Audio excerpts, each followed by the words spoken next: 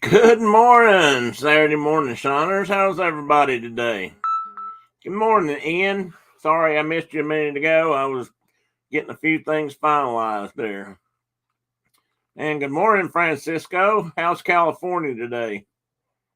Well, Ian, I should ask how Colorado is too. Are you guys flooding or burning?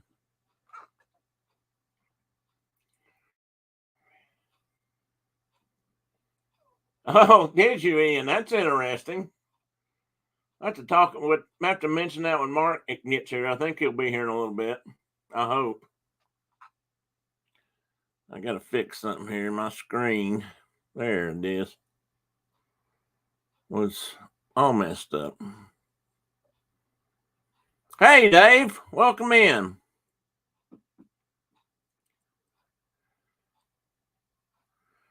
Oh, I hope it doesn't, Ian. I don't want you to flood away either, but at least some parts of the West are getting wet. I saw yesterday or last night or this morning, maybe, where was it Death Valley? I think Death Valley got a year's worth of rain yesterday. Had a bunch of campers flooded out. It was really bad, or it sounded bad. And I apologize if I sound funny. I've got finally got the rest of my teeth fixed. So now I'm having to learn how to retalk. I thought I would try them for a few minutes, and if they don't work, I'm going to take them out.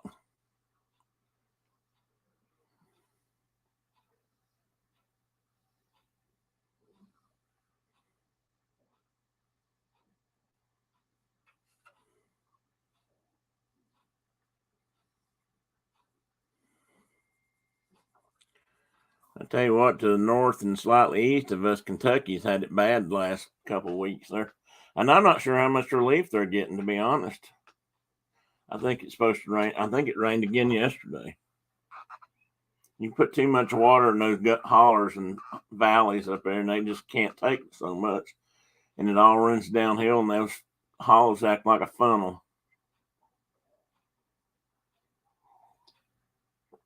or a log flume ride. Get up and hang on. Problem is, it's hard to get hold of a double wide trailer. Much less paddle it and control it. Not that everybody up there does, but there's a lot of trailers, mobile homes, fabricated homes, whatever you want to call them, up in those areas. And it's partly because those haulers are so narrow at the bottom where everybody builds, which is along the creek bottoms, which is what floods it. You know, a lot of them have trailers. I mean, that's what fits in there. No, it's not, Ian. And it got enough yesterday, except for a whole year. And you know, it looked like they had rivers running through it, which might have been, a few thousand years ago or millions.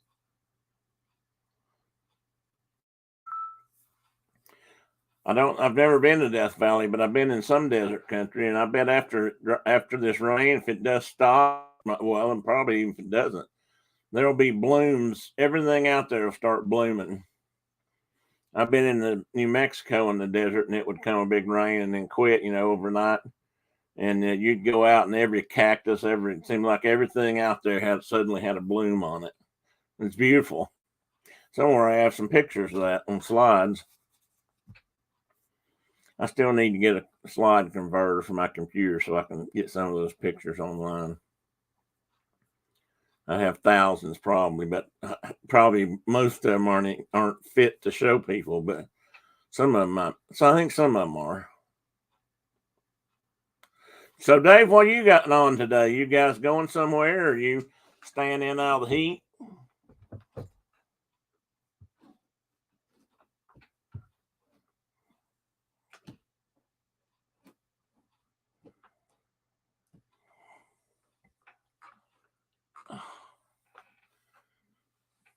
I'm trying to stay as comfortable as I can today so I don't start hurting while I sit here. It makes me wiggle a whole lot more. Oh, speaking of that, is everybody that's in? Am I sounding okay other than my lisp? The microphone wise, does it sound okay? First Halloween adventure. Oh boy, where you? as in just shopping, or is there some place that's got a display set up already? Or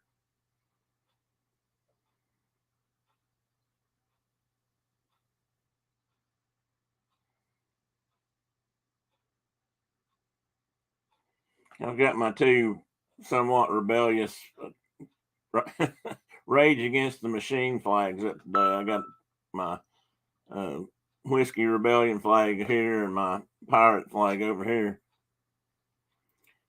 Thank you, Dave. Oh, shopping. That'll be interesting. I know somebody just bought one of those great big giant skeletons with a pumpkin head on top. Have you seen those? They light up and they're about 12 feet tall, I think. And somebody said they were making some different ones now besides that one.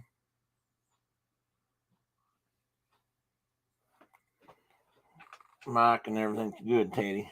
Teddy helped me did the sound check earlier. He said it was good, but sometimes he just says stuff to make me feel good. Don't you, buddy?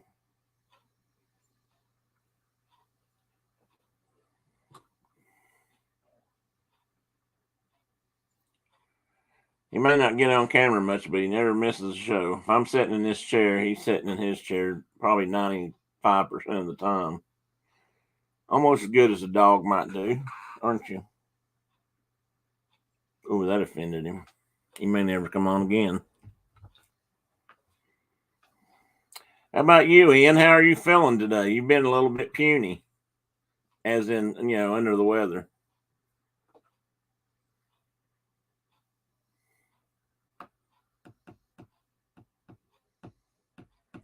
I thought Whiskey Rebellion was a Leonard Skinner cover band. Well, they may be, Ian. I don't know. I'd have to look that up. But the Whiskey Rebellion was the first sort of national crisis of this country. Even before we had finished, writing all the documents to create our government, or right after, they put in somebody decided to put in a whiskey tax to pay for something, and the tax, as it often happens, I'm afraid, the tax was really hurting the small time farmers. One way to store corn if you had a surplus was to put it in liquor. I mean, you could make liquor out of corn and then sell it that way in a jug. It was easier and it would keep longer. And a lot of people did that. They had their own private distilleries.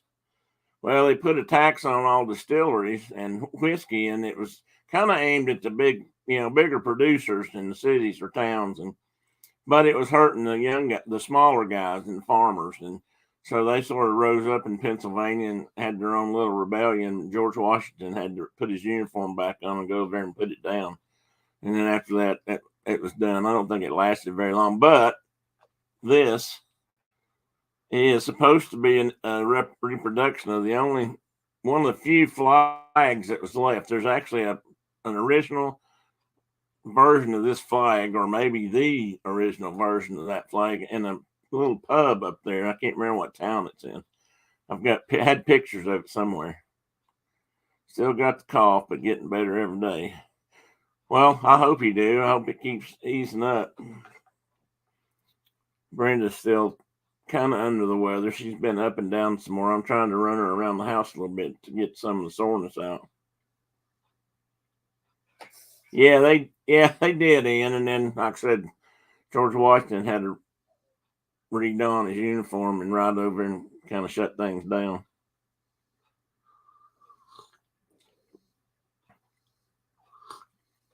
Ow, coffee's hot. Yeehaw.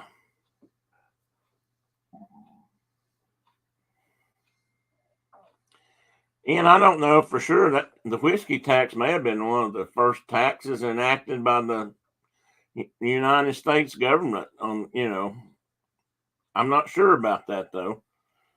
So don't quote me on that, but certainly was the first one that got people upset.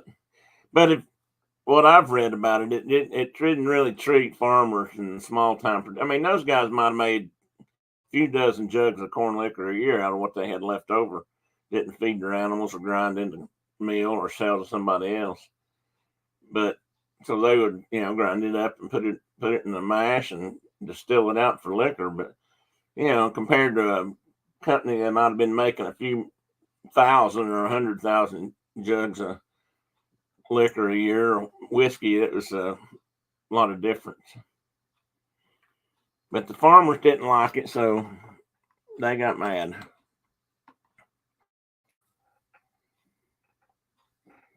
And they've been fighting ever since. They still don't get enough money for their corn, probably. First tax imposed on a domestic product. See, I thought it was pretty close because it was real early on. In fact, I was thinking it was around 1787-ish or 9. And I think the Constitutional Assembly or Congress was still working on it. I don't think it was completely finished. I don't think. Tina, you found me. Were you having trouble finding me? I almost forgot to put the thumbnail out and schedule it. I thought I had done that, and apparently I did thumbnails and sent some out on Instagram, but I forgot to put it in my StreamYard, in which schedules it into YouTube, and I've just about screwed up. That may be why nobody's here. I mean, nobody may find us today. 1791. That's close. Ian's fact checking me today, so that's probably a good thing. But now, if I tell you to cut that out, Ian, you cut that out, because some of my tales and lies I don't want. I don't want fact checked. If you know what I mean. Just in case. My lips are moving funny.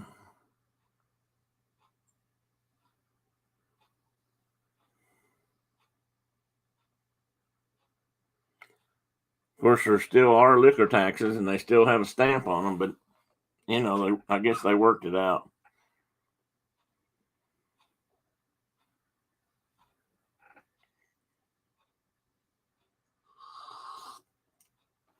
Well, Tina, how are you today? How's your weather? We've talked about a little bit of weather. Might as well get New York's weather. It looks like it's going to be hot and sunny here today, but I think it's supposed to be raining a lot of the day. That's what I've heard.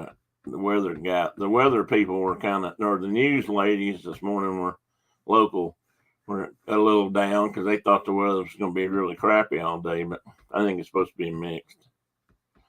Fact helping, I won't fact check you haven't lived until. Well, I do appreciate that because I'm not sure I've got that documented yet, and I'm still waiting on the lawyer's paperwork so I can sign that to get that copyright. But I appreciate that, Ian. I really do.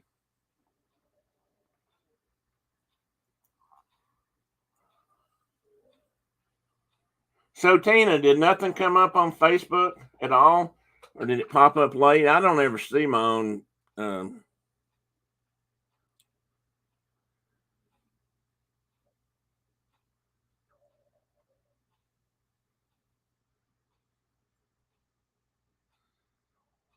don't ever see my own pop up anywhere, so I don't ever know if it goes out. Is there a way I can see that? I don't guess so. I can't subscribe to myself, so you didn't get a notification. Oh, yes, that's why. Yeah, good morning, Diana. Yeah, it was late going out. I'm afraid, and like I said, I almost forgot. I'd already sent it out on Instagram, and I guess I was thinking I had sent it out on Facebook or put it in StreamYard, but I had not. Fortunately, I didn't have. I had it already. I just hadn't, hit the go button. How is sunny Canada today, Diana? Hang on, wrangling hounds. You go get those hounds.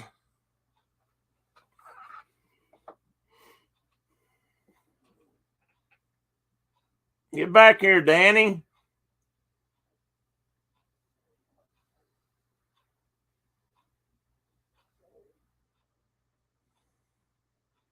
Sunny Canada is sunny. Well, that's great. Will sunny Canada be a hot Canada or mildly warm or fall like pleasant?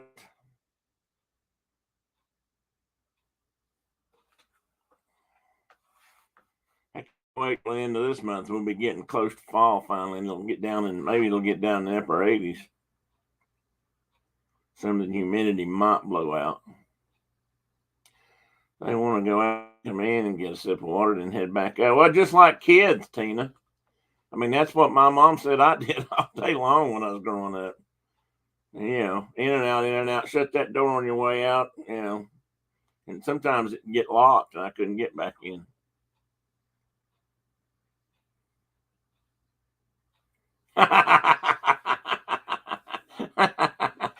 Hey, Danny. Good boy. Good boy, Danny.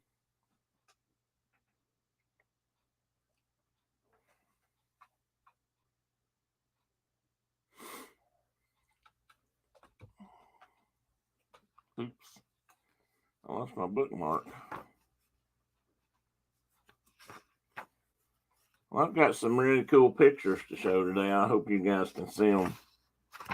I know you can't see them as well as me, but you can get your Google out later and look through it and see most of them and get a better look at some of these. There's some really, really good pictures out these days for hummingbirds. I think that's got a lot to do with digital cameras and, you know, just how people can just do more now with cameras than they ever could before, with speeds and not in proximity shutters and just all kinds of things like that. That really makes a difference.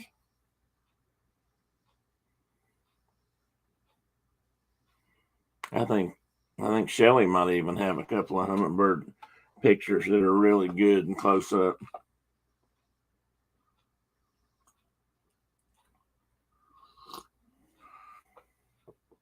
Oh, did I mention that's hot? I didn't. I should have. I think Brenda's going to try to come on. I don't know if she's made it yet or not. I'm trying to, like I said, I'm trying to get her up and run some laps around the house, but so far she's not taking me up on that. Fortunately, she doesn't have a cane handy, or I'm quite sure she'd be swatting at me. She's not a good throw either, so I hadn't got hit yet by anything. Well, maybe not a great throw. She's learning though. She's getting her aim down. She gets better. I can't move very fast, so I have to duck quick.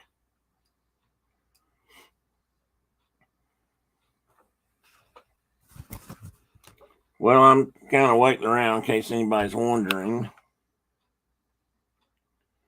Well, which is obvious. See if I got any notes.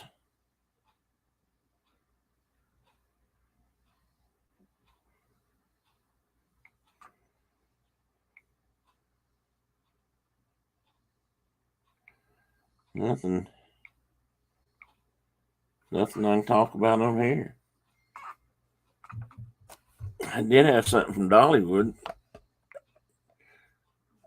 I'm sure they're trying to sell me some kind of tickets. I might ought to look into that. And not that I can do much there, but I think Carkey's headed down this way next week, or maybe this weekend. I would love to go over there and meet them and tour some of Dollywood. I'm gonna have to look into that. And is anybody out there? Because nobody's chatting. I'm sitting here talking to myself. And I can do that. I could probably sit here and talk to myself for the next hour, but I might get tired of myself.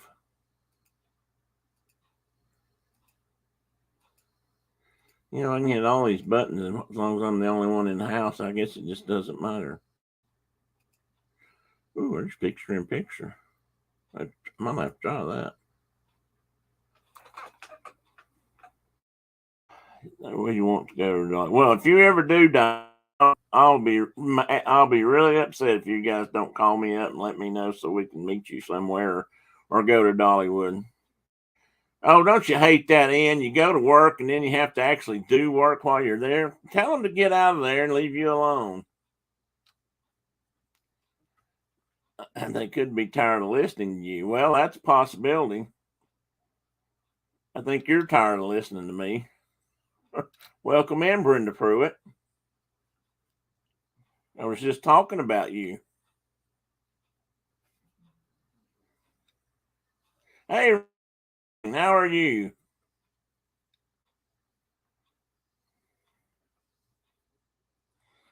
We don't know where Rhonda lives these days. She's might be Florida, might be Ohio, might be Georgia. I'm not sure. But for now, we'll say she's in the South. No, I won't be sorry. You might be. You might be before it's over with.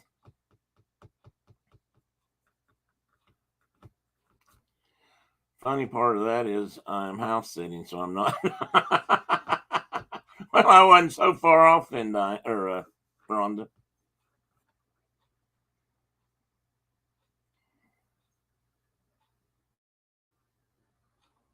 Well, thank you, Ian. I appreciate that. You hear that, Brenda? Ha ha ha.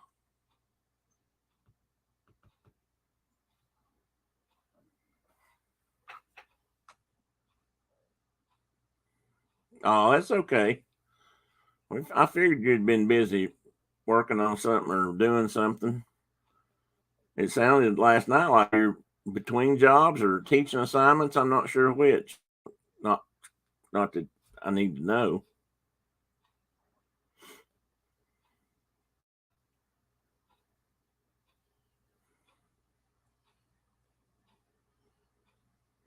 I watched the Monarchs last night. I think I fell asleep on them. School and job hunting. I see. Nothing. Facebook. Oh, I may not have put. I said Facebook, Tina. I'm sorry. I probably didn't put it there.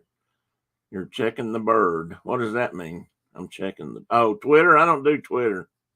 I know there's nothing on Twitter unless it sneaks over. I don't do Twitter.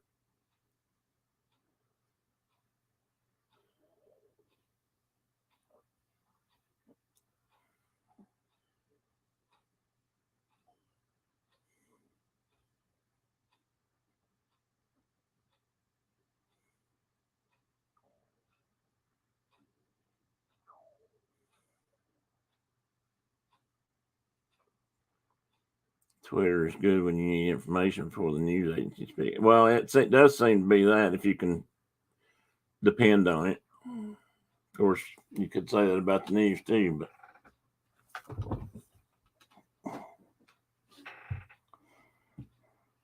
really helps take a little pressure off my back if I can prop my legs up. But I've got a stupid foot and it doesn't listen or act right.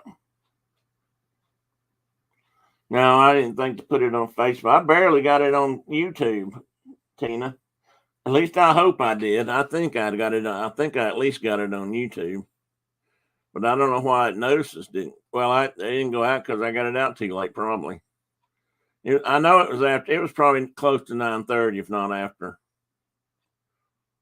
It just sort of suddenly dawned on me that, oh no, I did not do what I must do. Tell you why I realized it when I was going to send Mark a link and got to looking and realized I had not done it. And if something happens like a shoot, oh well, yeah, I didn't think about that, Rhonda. I'm sure that's true. Okay, Ian, thanks.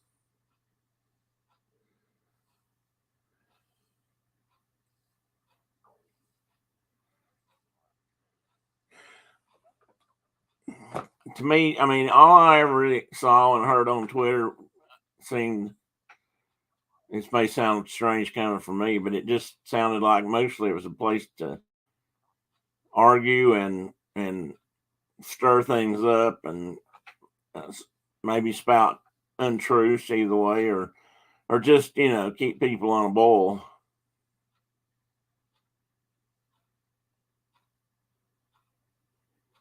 Oh, we're talking about Rhonda. Well, that's true. That is true, Rhonda. Well, Instagram to me doesn't seem quite so.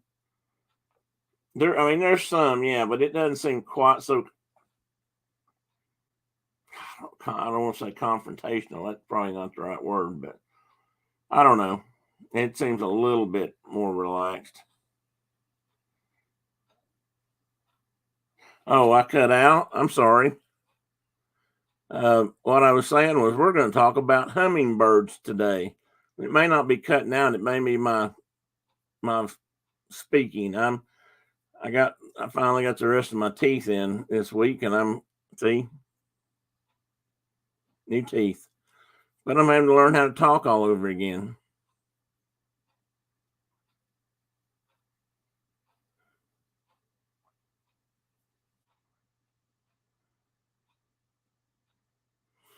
I don't know. It could be nice pearlies. Yeah, about time. I don't know how long that took to get them all in, screwed in, made, and all that stuff. It's taken a while. Gosh, I don't know if it's been a year or not. Maybe it has. I don't know, Brenda. Do you remember when I actually had my teeth removed? Notice I didn't say pulled because that just sounds like it hurts. Oh, Rhonda, no. She was looking to see if I had put notices out in those places or if anything had come out, and I don't post mine on Twitter, so that's what got it started on Twitter. I'm sorry, Rhonda. That was the squirrel that got to mention.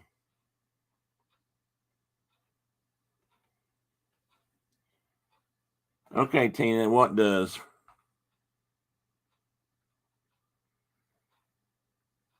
I think I missed something. Not me. Probably just aren't. It's probably just not clicking. Man, I got up early this morning. I was wide awake at 5:30. I thought, man, I should just jump right out of this bed and go take a shower and get downstairs and work on some stuff and be hopping ready. The time I got around to it, it was after 6. Oh, yes, it does. It does hurt. Although I must admit, the lady the oral surgeon that removed mine this last time, she put me under and I didn't feel a thing. Brenda said I was real talkative afterwards, if you can imagine that. Getting my teeth fixed is on my list after I get a decent job. Dental insurance doesn't cover anything. You're absolutely correct there. I don't know if they make dental insurance that covers anything, but if they do, it must be bazillion dollars a year because you can pay a lot of money and not get a whole lot of coverage. And I used to have something at work, and it was part of my insurance package. And now that I'm paying it on my own, I'm not any better. So, but I'm getting about the same thing.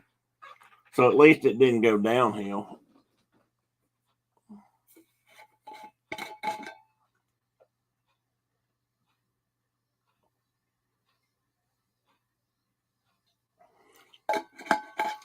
That might have been a first right there, guys.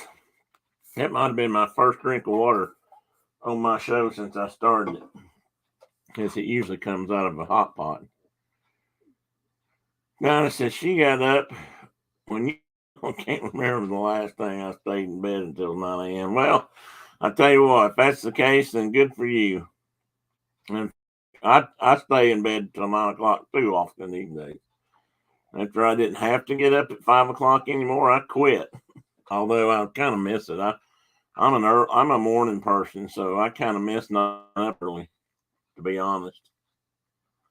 Even on weekends, I used to get out of bed at 6, 7 at the latest, and make coffee and go downstairs. This was in another house, actually another lifetime ago, it seems like. And I'd get up and go downstairs, and that's when I'd do my best writing. And before there was really anything on the internet, I had a computer, but it really was more for word processing than it was for communication.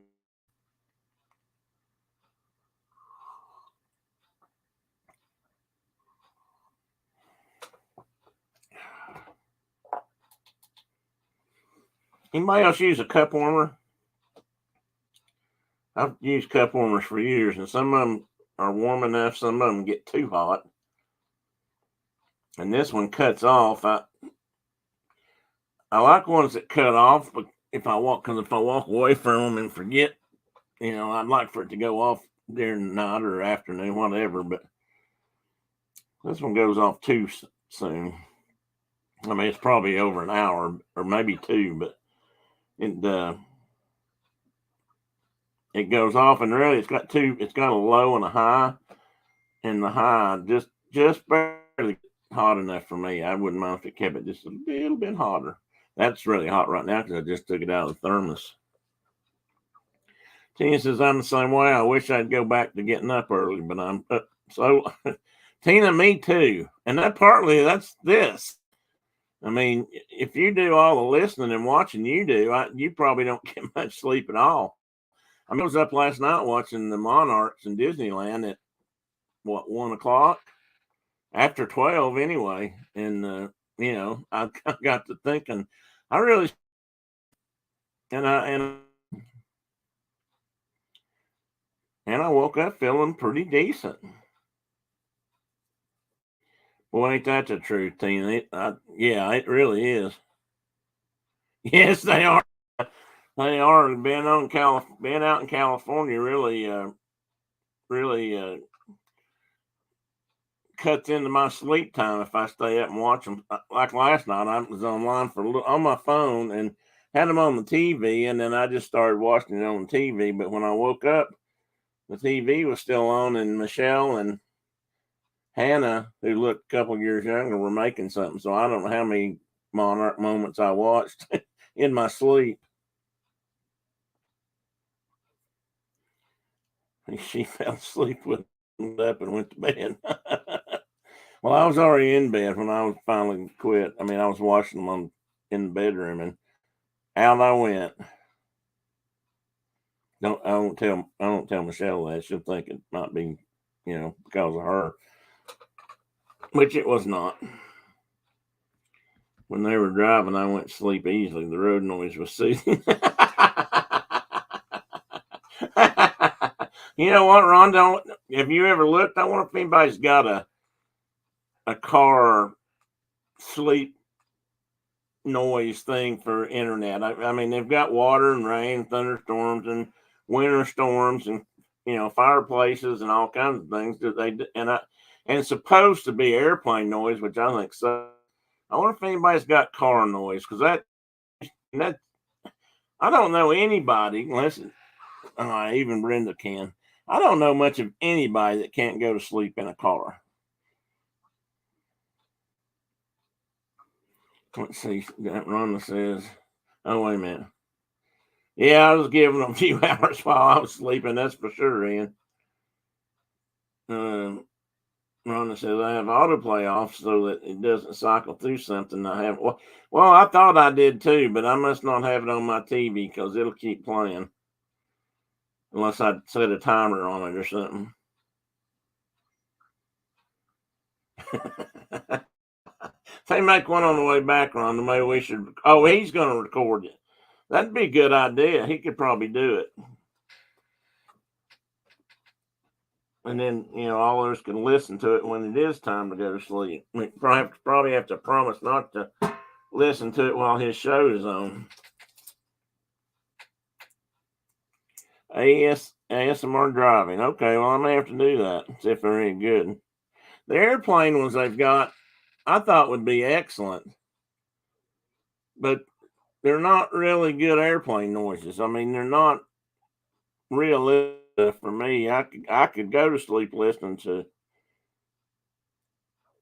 an older airplane. I got to hang now. Sorry, guys. I like older airplane noises with the engines. Jets. I mean, jets can be, I guess, kind of soothing if you're right there with them, but they really don't make much noise, just kind of a hum and a whisper. But the old radio prop engines used to make a really lovely noise you could sleep by. That, and I love that, and trains. I can go to sleep with train sounds. The problem with train sounds so often is they just repeat too much. And I'd say I found a couple that don't, but most of them do. And then it's hard to, I find it hard to fall asleep. But when I was growing up, one of my favorite things to hear at night as I was going to sleep was a train off in the distance. You hear that horn way off, and then you hear that clickety clack, and coal trains that ran especially my grandmother's at my grandmother's were long.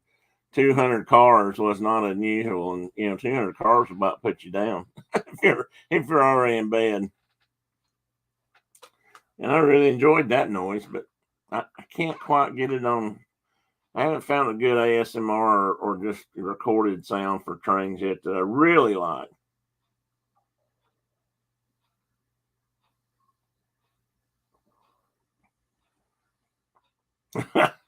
That would probably keep me awake, Rhonda. Well, helicopters, military airships. I don't know. Helicopters might. I've never really thought about long, sustained listening to helicopters. I have to try that. Wait a minute. What are you agreeing with Tina because you're 6'4"? Me either, Tina. I always nauseated flying, so I tend to stare at the bag and the seat back so I know where it is if I need it. Oh, bless your heart. There's a train that goes through Europe that's relaxing. I'll have to look for that, Rhonda. I've watched some train shows, television shows, well, and videos, I guess, where they were riding some European trains. Those are pretty good. Yeah, I have to admit, most of those are better than some of the others. Honestly, I could listen to the Walt Disney World running around the Magic Kingdom, even with the bells clanging and the whistles blowing, probably, and go right to sleep. The kids, when we used to take the kids to Disney World, and they'd be at night somewhere, and especially if we were close enough to the Magic Kingdom to really hear it, you could hear the paddle wheeler and the trains going by, and the kids would, they would listen and say, "Dad, Dad," and we'd try to figure out which one was which. I used to be able to tell them apart. The whistles are all different.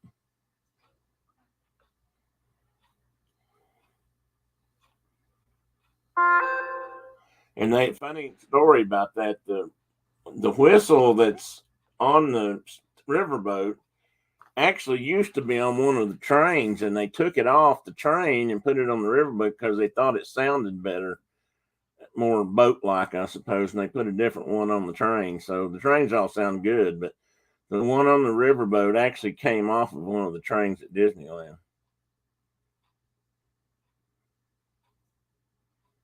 Oh, the news.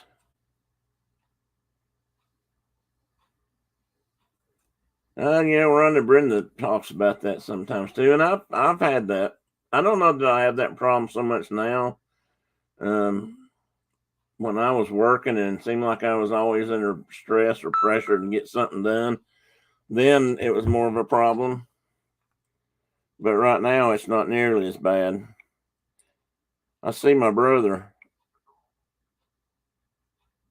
There he is. He had difficulties. Well, let's welcome him in.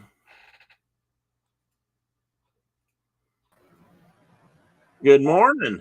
Why, good morning. You're muted. I am? No? I can't hear you.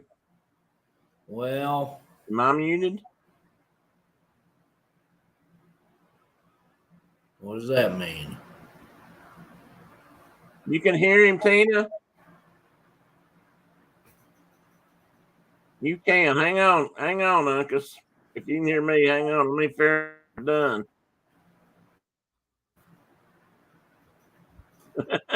Sign language. Him go that way. What did the go Gophers? They used to say something. Him go that way. Why can't I not hear you? Why can you not hear me? I could Everybody ban else you from the can. studio. See, now you're having technical difficulties. Oh, I know why. Hang on. I bet I hear you now. Can you hear me now? I can hear you now. What'd you do? I hadn't heard anybody all morning, so I forgot to turn my volume on. Since I've been sitting here talking to myself, it really didn't matter. So you had technical difficulties today? Yes, sir. We had big storms last night. I wondered because I saw that on the map. It still looks like it's gonna rain. Have you gotten any rain? Oh yeah, lots yesterday and last Good. night. Yeah, good. It was good. Be good on your alfalfa patch. We never turn down moisture. No. That's right, Ian. Volume, a little bit of volume always helps.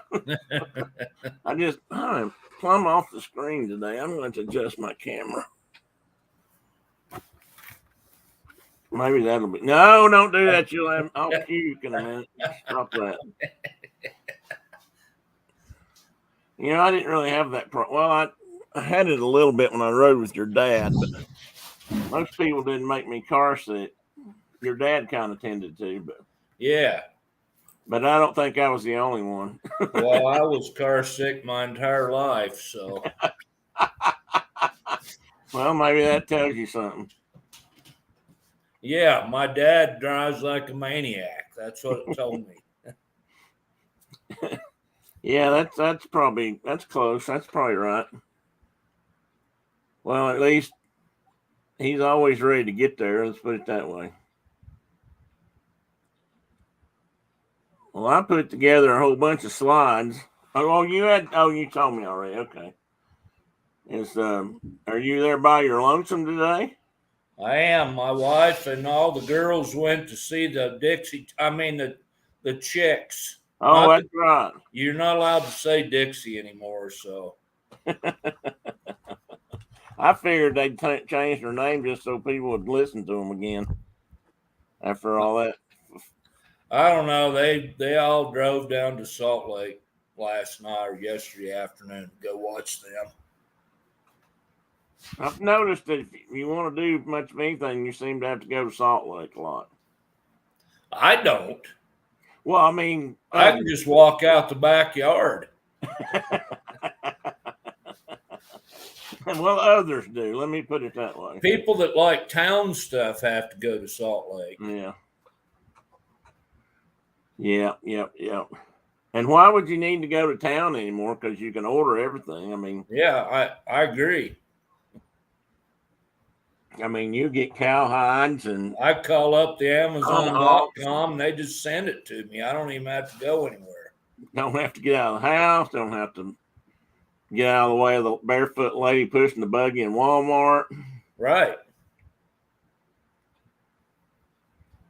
Okay, who's ditzy? Did I miss a good one? Who isn't? They're still ditzy to me. I missed something there. Ditzy Chicks. Oh, ditzy. Maybe. Maybe. Hey, everybody, I'm going to have to hop up here. Not feeling very good. Okay, babe. Let me know if you need anything. Hey, Dean, there's the turkey legster. Speaking of things to eat and chase. Getting ready for work, so I'm ninja watching for a few minutes. Well, I'm glad you stopped in.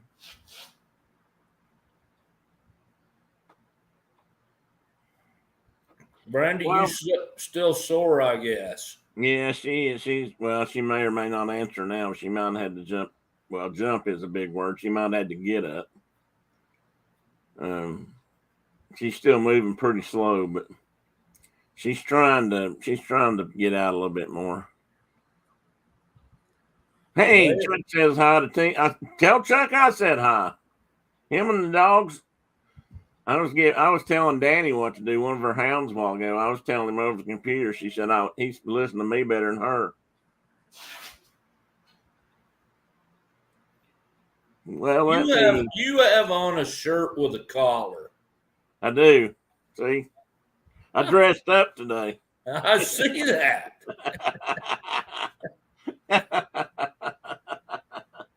Yeah, I put this on just to look like I was, make everybody feel like I put out the effort, you know. Like anything else looks like I put out any effort. And you know better, so. Well, you're rocking the Duck Dynasty right now, brother. So I'm You proud. talking about this? Yeah, On the show? I'm proud of you. I'm trying to figure out exactly what to do. I want to cut it. I'd like to square it off a little bit, but my beard's not super thick, so I can't do it like some guys can. I can't really block it like some can get away with. And so it's almost better if it's. That's what's weird. Something's weird. I can't keep up, Tina. Oh, the collar. Oh, yeah, it's the collar. You were wondering, you kept thinking I must be going to have an appointment or something, I bet. Sometimes on Thursday nights I try to wear a shirt with a collar just to be different. You know, that way it usually separates the day and the night show. I can change though. I got a regular t-shirt. I don't know why they ever invented them. I've never seen the need for one. Well, you got a point there. But now I know for a fact that you wore shirts with collars on for years at work. So I did. But again, I never saw the need for them. Did you guys have to wear a tie or anything or a bolo or? No. Okay, good. Just a really hot polyester shirt, red shirt. Yeah, I bet polyester. That's bright, fun. Screaming red. We had wool ones, gabardines, for a while, and those were great shirts. And they were more of a maroon color than a red. But everybody can go watch like Joe Pickett and learn all about the game and fish on some channel, Hulu or YouTube or something. Joe Pickett. Joe Pickett. He has a show on TV. That's for somebody you know? No, it was a character. A guy wrote a series of books about a game and fish guy in Wyoming, name of Joe Pickett. I've not seen or heard about that. Well, we won't go down how accurate they are or are not. Well, I can imagine. He has an internal mole that feeds him information, but it's rarely accurate. So. Oh, I see. TVA had a mole that was giving out information occasionally, but it was pretty accurate, and it was not about TV. It wasn't like that. It was. Well, this wasn't. This was just like how the department operates. Yeah. It was what, and Joe Pickett's a game warden, of course, and he does all the work in the agency. And I've never seen that. But they're making a TV show, or have made. I don't know if it's out or not, but you can see those lovely red shirts right in the TV. I'm gonna have to look at that just to see. I know they do TV shows about Texas game and fish, and Brenda watched Northwoods Law. Yeah, something like that. And I often wonder if those are real guys or if they're made up. No, I think they're real guys. They tried to do it here, but our guys couldn't. I don't know. Trapping grizzly bears and things wasn't exciting enough, I guess. So. Hey, Carol, welcome in. How are you this morning? I was hoping you'd make it for a little while.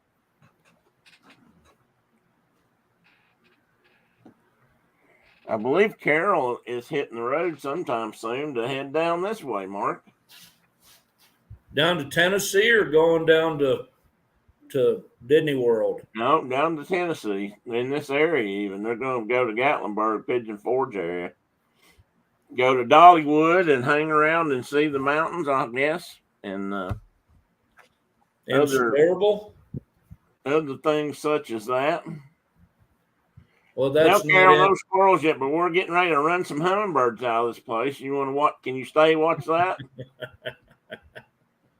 I got a lot of hummingbirds. We've been squirreling all morning. Okay, well, now that Carol's here, I feel like now's a good time to throw up some slides because. Oh, and Ian, if you can hang around, I think I can come up with a couple of cool videos you might want to watch.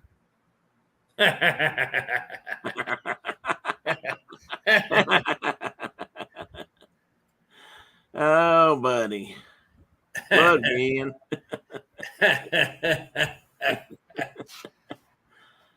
Okay, here. Share. Screen. Listen. Da-da. Look at that. Look at that. Look at that big old bird in that big old guy's hands. Isn't that a tiny little guy? What a beauty. They're such neat little birds. I wish, and I've got a bunch in here that you don't have that come into the United States in some areas, and I've got some you do have, and I've got all the ones we have back here. I managed to get every single variety we have in the East. I've got a Rufus sitting out here on the really wet clothesline right now. Oh, wow. He's all puffed up. He don't look too happy. He's not because too it's happy. raining.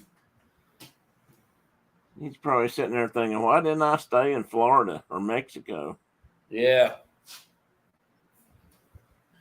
So it cooled right down. It's nice. It's like 60 degrees. It's beautiful outside. With the humidity or the low humidity that you guys have, even after the rain, it probably dries up pretty quick. Yeah. It probably feels really good, is what I'm trying to say. Yeah, it's nice. Anyway, hummingbirds. Anybody want to hum a tune?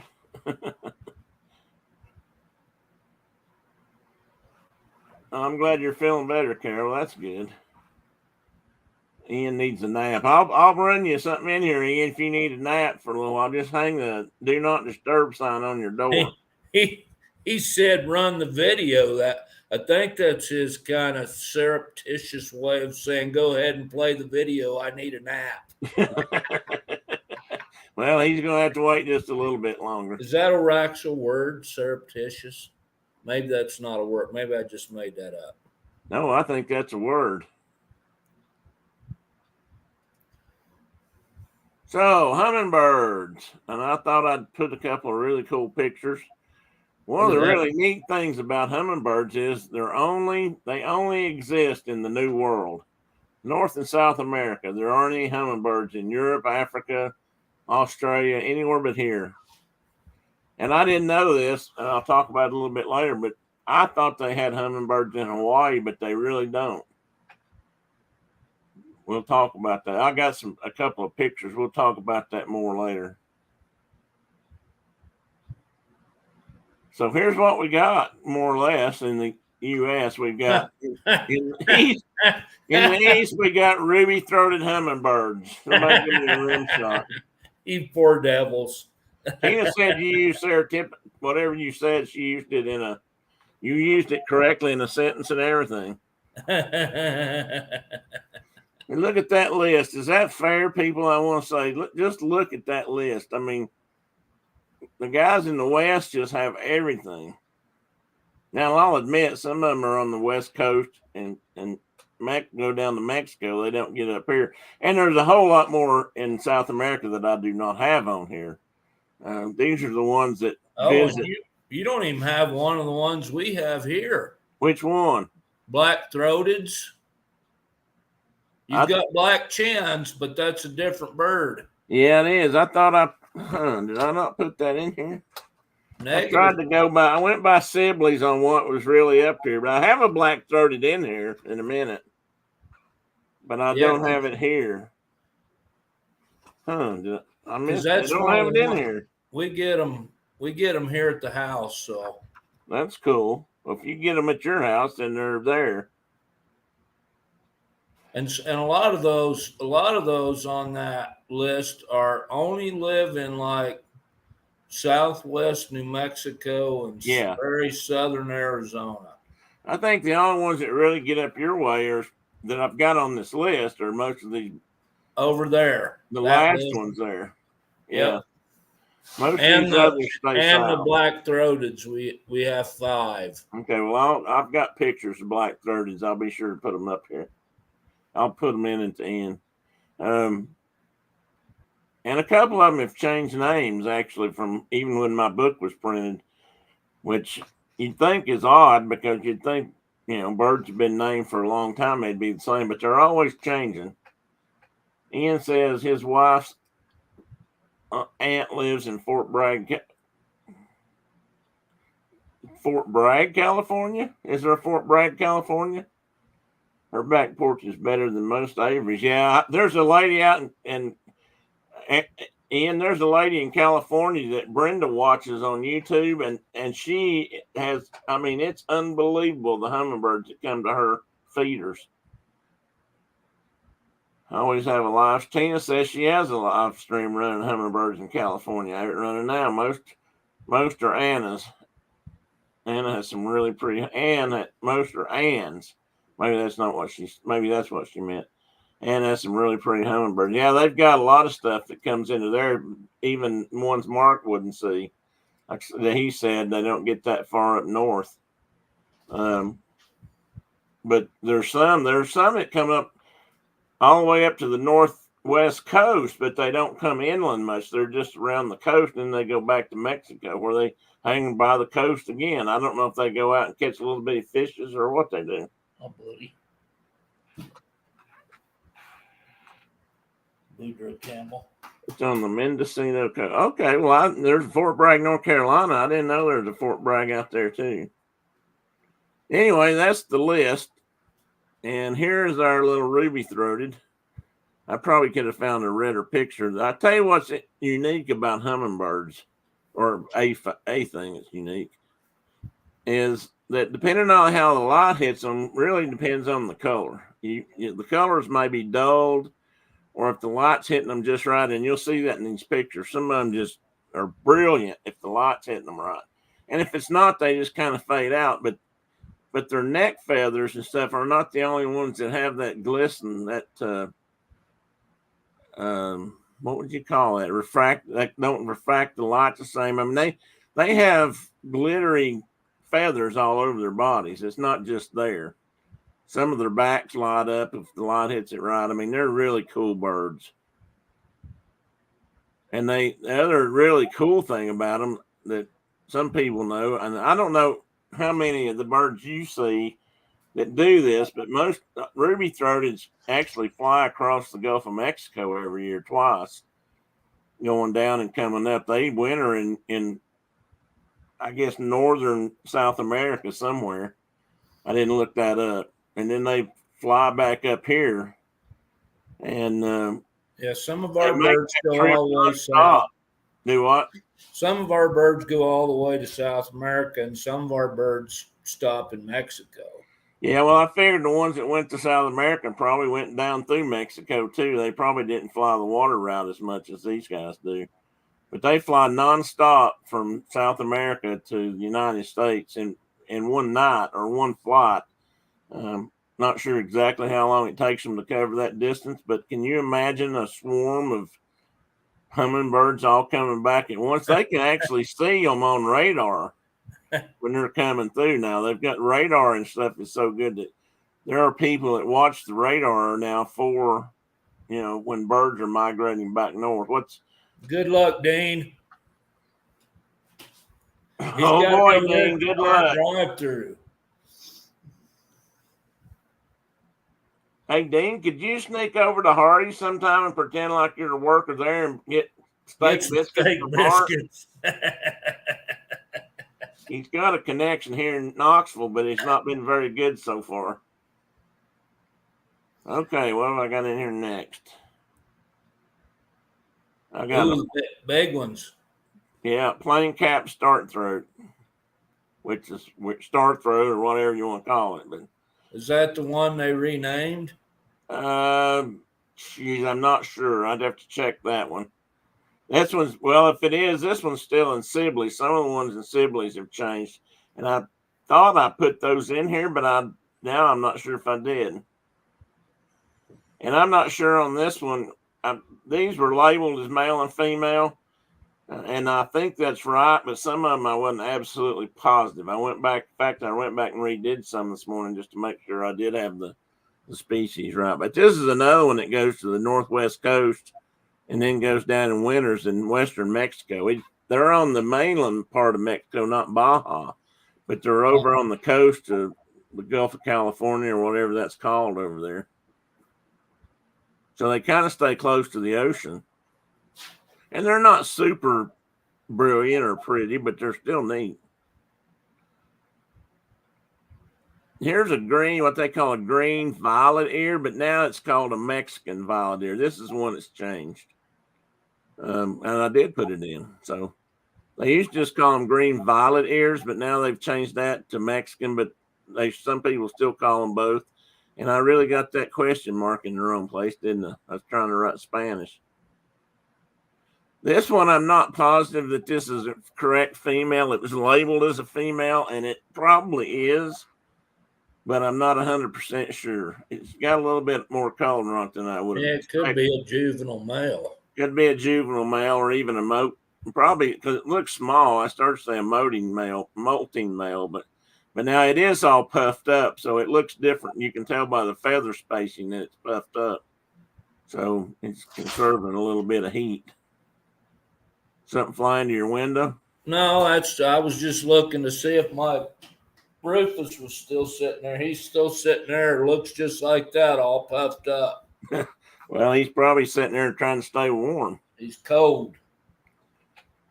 These guys breed, again, they breed up at northwest coast areas and then go to Mexico. But every once in a while, they'll fly over some other part of the country, mostly still west of the Mississippi. And Tina said big ones. Now, that's an oxymoron. Well, that's partly true, but some of them are bigger than like ruby throats. I don't know what the biggest one is. They're still small. Well, it's either you had them on your list. Magnificence, probably. Either Magnificence or Blue Throats, and they're B-52 humming. I mean, they're a huge hummingbird. Yeah. Ian said juvenile male. I emotionally resemble that remark. I'll be more careful about what I say, Ian. Well, we all males emotionally resemble that. I think that's true. I think most women would agree with that, Ian. I bet your wife does. Speaking of oxymorons. Okay, we're going to move on. Yeah. This is a Lucifer. Before they drop the oxy part and it's just moron. Yeah. That's true. Rhonda, I've been called moron more often than oxymoron. Oh, look at that beauty. That's a Lucifer. And look how much more the bill is longer and more curved. Yeah, so probably somewhat they're feeding on specific desert plants. Yeah. That's beautiful cool. Bird. Whatever that's sitting on, it's got a big old thorn right there. Might be a honey locust by that leaf back there, but maybe something in the cacti or mesquite, probably. Mesquite family. Yeah, that's the other thing I was trying to say. Diana, did you get Mike to work? Is Mike still dodging the painting project? I hope so. I do too. Good for him. Moron. Who's the moron now? Oh. Okay, here's a violet crowned. Again, these are westerns, mostly west coast and southwest United States. And this one, I can't tell if this is male or female because this bird's not super colorful, but I really like the way he's displaying there. And you see what I'm talking about, the tail feathers kind of show that iridescence, which is the word I was trying to think of a few minutes ago. So, ducks have iridescent feathers sometimes. Some ducks more than others. That's not a squirrel, is it?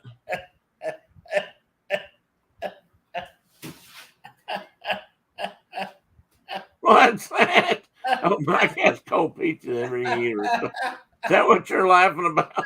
Yeah. You'll have to wake him up so he can hear that he's a moron. Everything's funny. You He went back to bed. He's probably not feeling good. Broken ribs or something. Everything's I bet he hurt himself. Oh, hey, Teddy. I bet he hurt himself trying to paint. Probably. Tina says he's got to be male if he's displaying, doesn't he? Well, yeah, probably. But if he could be shaking off or drying out, and they do it that way too. But yeah, it probably is a male. That's why I didn't put a sex up there. I wasn't sure, but I just like the way it's all spread out.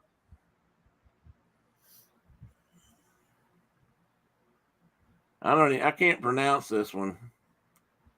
I don't know if it's Berline or Barrelin. I think it's Barrelin. So it's another one. It could be Barrelin, but I think it's Barrelin. This one's pretty cool. I couldn't really find a good picture of a female that I was sure about. It's a little bitty one too, as I recall. Is it? Yeah. There are some that are even smaller than that ruby. I know that, and the rubies are pretty small. Which right now I don't see. I've had rubies on my feeders the last few days. Pretty regular. Not too many. We've never had like a dozen lined up to get nectar, but there's one right now. Oh, there's two right now. They were playing battling tops there for a minute. Yeah, that's what we'll get a dozen or more at the feeder at one time, and they're warlike little guys. They fight all the time. They are. They're very territorial. I've seen them run off some bees out here too. Yeah. I can't say no in the good old English or good old American. I tell you what, Tina, if you think that's bad, you ought to read the scientific names. Because it ain't even close to good old American. Rhonda says, I have no room to talk. I'm all about the things I'm going to do eventually. Well, as long as you're going to do them eventually. Billy. Hey, Billy. Welcome in. Are you still camping? I saw you guys were camping. Was that, I think, yesterday, but maybe that was an older vlog I was seeing. We're talking about hummingbirds, Billy. Unfortunately, well, I could show it again, but you've missed your local hummingbird if you have them. I know Rhonda, but I don't blame him. The peak of our roof where he has to paint is really high. Oh, see, don't you feel bad about making him get up that high, Diana? Maybe he's afraid of heights. And it doesn't matter if he can get up in a tree and hunt out of a tree stand or get up in the barn or whatever, but when you're on a ladder and holding a paintbrush in one hand, your balance is way off.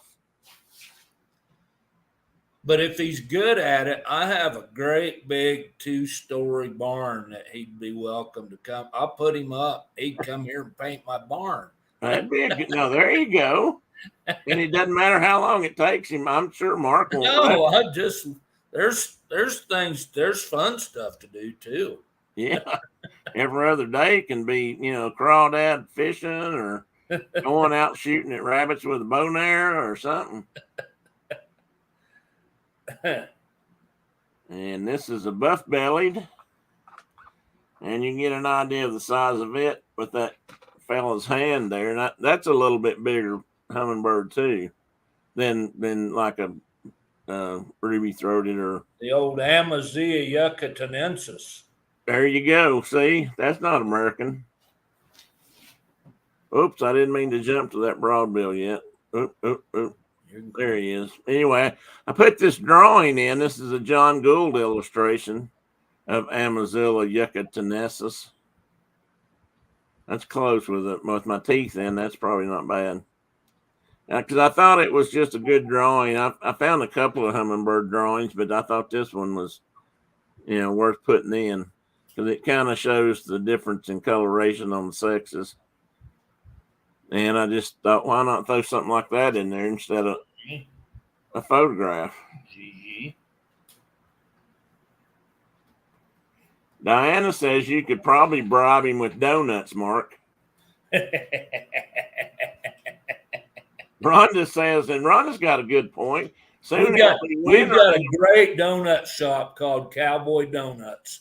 And I'll buy like a few dozen and we'll go paint the barn. Dan says up where you live, you can repaint that barn every 6 months. But I like Rhonda's comment because she said soon it'll be winter and it won't matter. So she's got a good point.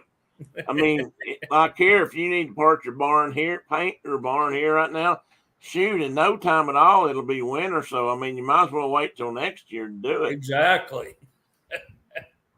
Morning, Pass Old Repair. How's Mike and Val this morning? Good to see you. Mike is a bourbon connoisseur, Mark, and he had some real delicious sounding high proof bourbon the other night. And here we got a broad bill, and you can see that it does indeed have a broader bill. Yeah, it's like flat. Yeah, this flat. That female on the right her head reminds me of some kind of shorebird or something with that long beak. Almost like a kingfisher. Well, almost, yeah. Wonder what they feed on compared to the others. They definitely have that bill design for some reason. If the snowbanks get high enough, like last year, he won't need a ladder. Well, see, that's a good point, Diana. Let him wait and see if the snowbanks get up high enough, and then he won't have to worry about falling. I'm all for that. I think Mike needs to just sit down and wait on that and give it a chance. Maybe Mike just needs to go fishing for a couple months. And then he can think about painting. Yeah, exactly. Coloring is, what is that color? Oh, like a peacock color. Okay, yeah, I get it. I think I get it. Anyway, that's a broad bill. We're about to get down to where some Mark has. And this is a white ear. Anybody see why it's called a white ear? And I got a male and a female here. Those are cool little hummingbirds. Yeah. Again, you can, if you look at the feathers, you can see that iridescence. It's on just about their whole body, not their wings so much. Now, this male's got some right here on the top of his epaulets or whatever there, those little wings or little feathers. But he's either drying out and staying warm or he's displaying there a bit. But that's a white-eared. And make sure I didn't jump. That is a big old. Really? They changed them to blue-throated mountain Jim. Yep, really. And did that in 2019. That's what I went back and got these confirmed through like Audubon and those kind of books. And why would you do that? It already was blue-throated, and it was. I don't know. I think blue-throated mountain Jim is kind of weird to myself. Hey, Dave Cantrell, welcome in, sir. Do they call them blue-throated mountain Jim hummingbirds, or do they drop hummingbird entirely? That's a good question because, I saw them listed just as blue-throated mountain Jim, but they are a hummingbird. I'd probably just keep calling them blue-throated if it was me. Well, I know if you go to around hummingbird feeders with like a red hat on, down there in that part of the world in southern Arizona, you'll get those big guys like dive bombing your head. Oh, really? And when those magnificents come in, they're big hummingbirds. Yeah, I was thinking these were bigger. No, I mean they're like 6 inches long. They're like a like a regular bird. Like probably 9 inches across the wingspan. They're a big bird. No, Ron, it does have two. There's not two varieties. They actually have changed the name. It's been known for years just as a blue-throated hummingbird, and that's what most of my bird books say. But most of my bird books are probably at least 3 years old. And since 2019, the Bird Congress or whatever they call it, then they have those kind of conventions, and these kind of things often get renamed because of varietal nuances that they pick out in birds and figure out once they put it in the book, figure out one. But this one didn't say that, Ron. I get what you're saying, but so far I haven't found that. What I read up on it, it was simply a name change. So I'm guessing that somebody that had some oompa in the managed to get a name change, maybe just out of personal preference. I don't know.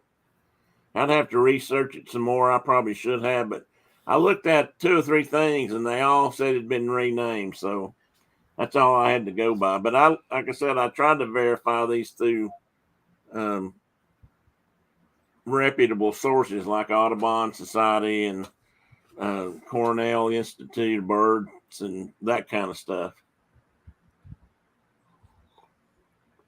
In fact, by the way, you just used a phrase that we need to capture for the book. Which one? Varietal nuances. Okay, let me write that down.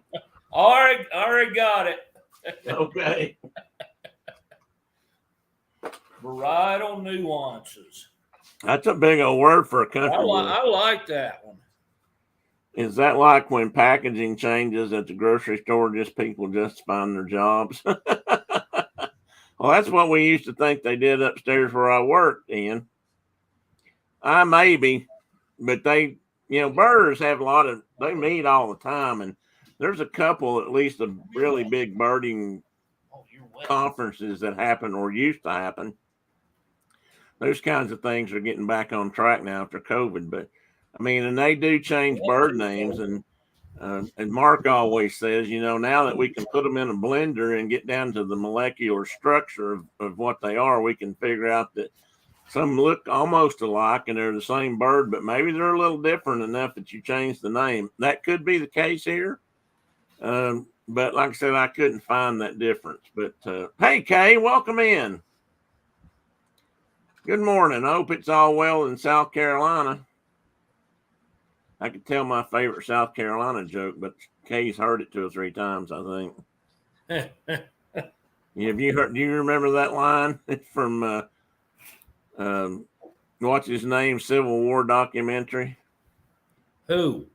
Oh, Shelby What's His Bucket? No, he's in it.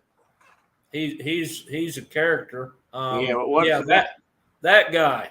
I know who you're talking about. The guy. Well, he quotes. This was a real quote out of a newspaper or something. When Carolina seceded from the Union, somebody down there was quoted as saying that the thing about South Carolina was it wasn't really quite big enough to be a republic by itself, but it was too big to be in an insane asylum. I wish I'd come up with that. That's a good one.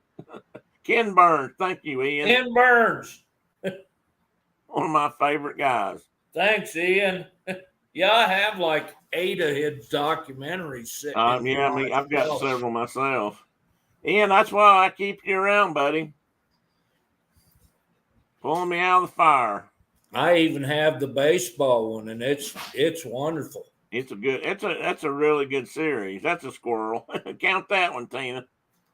In fact, I didn't know how much baseball you could put in a documentary series, and it turned out a lot. A lot. I even liked the jazz one, and I didn't think I'd like that one. Now, I don't have that one, but I've got Vietnam, and I've got World War II and Civil War. Did he do the war? I have that one. Yeah, he did the war. Yeah, he did the war. Which is about the World War II. Right. Okay. Yeah, okay. Right. Here's your magnificent, and they now call this a ravioli or rivolis or something. Rivolis, they've always called it. I mean, as I recall, the scientific name is something Rivoli. I think so, yeah. And I'm okay. That's probably actually returning that name to what it was originally. Well, you've talked about this bird. You've seen these birds. They're big. Yeah, I mean, yeah. that's the So this magnificent bird, part. this bird and the blue-throated whomper stomper, or whatever it is now, that they're about the same size. Tina says, wait a minute, hang on, this is important. Tina says 3 squirrels, but she has a question. Do I count anything prior to Mark coming in, or were we just chatting until he could get on? I don't know how to count those, Tina. That's sort of like, home runs hit in the off season. You might hit a home run during preseason baseball, but I don't think it goes on your record. So maybe not. That's pre-chat. Yeah, that's pre-chat. Pre-chat. Okay. Not a squirrel. Thank you, Ian. Sign that boy up. So anyway, these are really big. I've never seen one myself. Mark has, and they're a big, long bird. Yeah, if you go to the southeastern part of Arizona, that's where you're going to see a whole bunch of these, and it's about the only place in the U.S. you can find them. And if you go to a hummingbird feeder like in the Chiricahua Mountains or some of that country down by what's the name? South of Tucson or south of Tombstone, you'll see these big guys in the mountain country anyway. That's cool. I'd like to see one. They're pretty cool, and they are magnificent. I mean, when they turn in the sun, man, life do they change colors. Cool. That's a really cool thing about hummingbirds. I mean, they're just gorgeous. Even the females are just gorgeous. Yeah, I guess. I mean, even they've got the iridescent feathers on them, on their backs and wings. And I looked for some good Anna's pictures, and I actually found a lot of pictures of Anna's hummingbirds. But that's a pretty good one right there. I really like this frontal hovering position. I thought this showed good coloring, and his neck is kind of lit up like it should be. But even in this picture, you can tell that depending on the angle of the sun, those neck feathers and head feathers change colors. I mean, it's not a true pigment. It's like right.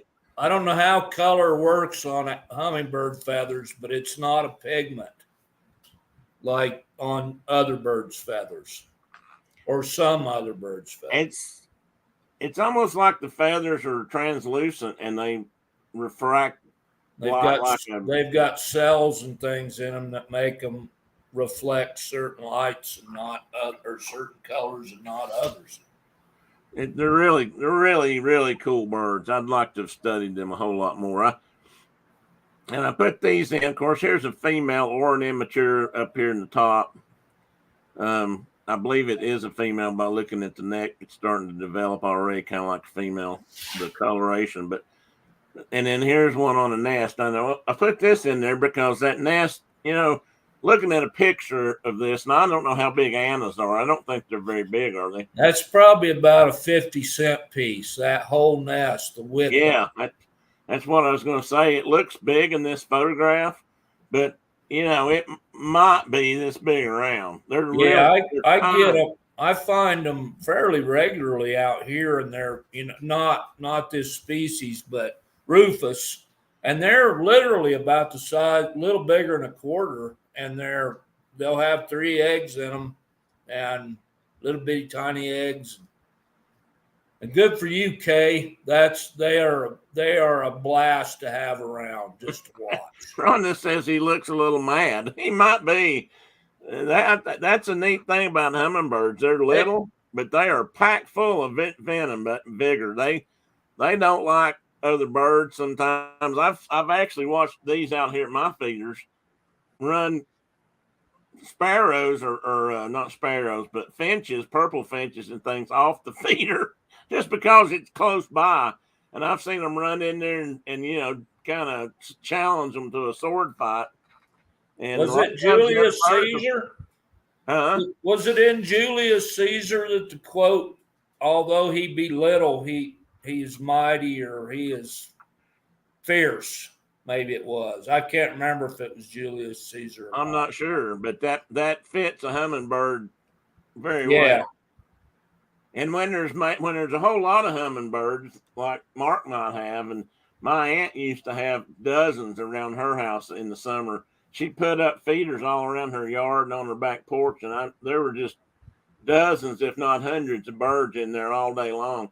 And you'd see them. Two males would fly to the same feeder, and next thing you know, they're out there bumping, like battling tops, seeing which one's going to be dominant. One flies off to another feeder, and one goes in and gets him a drink. They're neat to watch. And I've seen them chase off bees out here off mine, and I didn't realize it, but they do sometimes eat bees.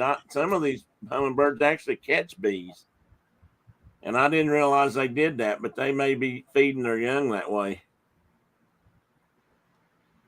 And Tina says, I bet they win too. They're small and fast. Yes, they are. After being there a couple of weeks ago, that's all I can think of. Tina had a good thing up here I meant to put in. And you can see if you can figure out what she did here.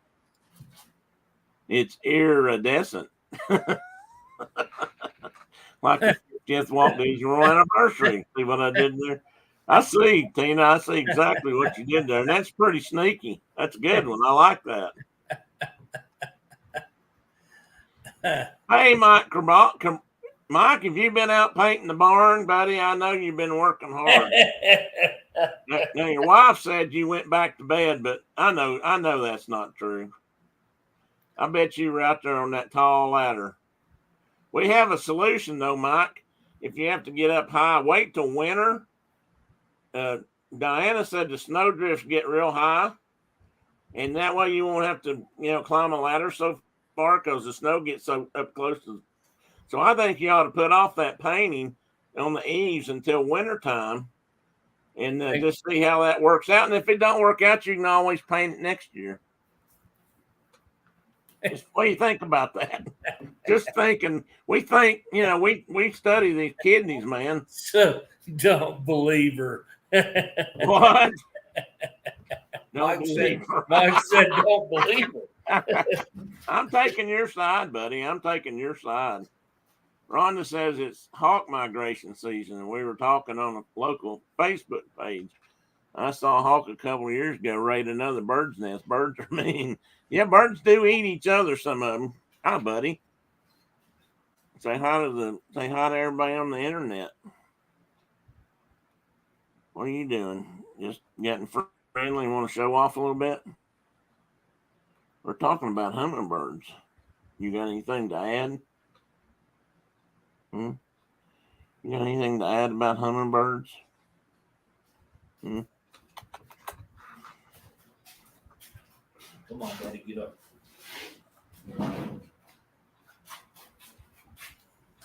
There's Theodore. He's down now.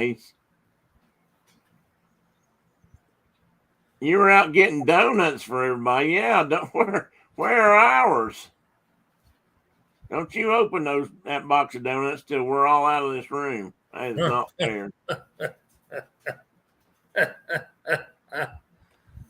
Yeah, now I want donuts too. I may have to go get some just cause of that.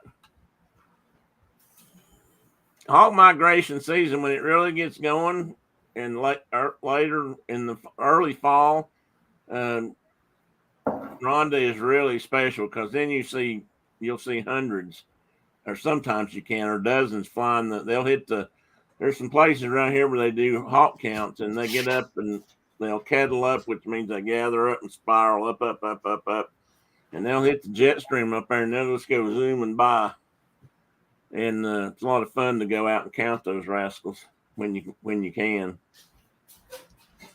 And Tina says on that hummingbird channel I watched, they had a nest view. A raven raided her nest and took 3 eggs. It was heartbreaking. Yeah, they'll do that too. What do you got there in your hand? I got me a new cup. What in the world is that? A snake?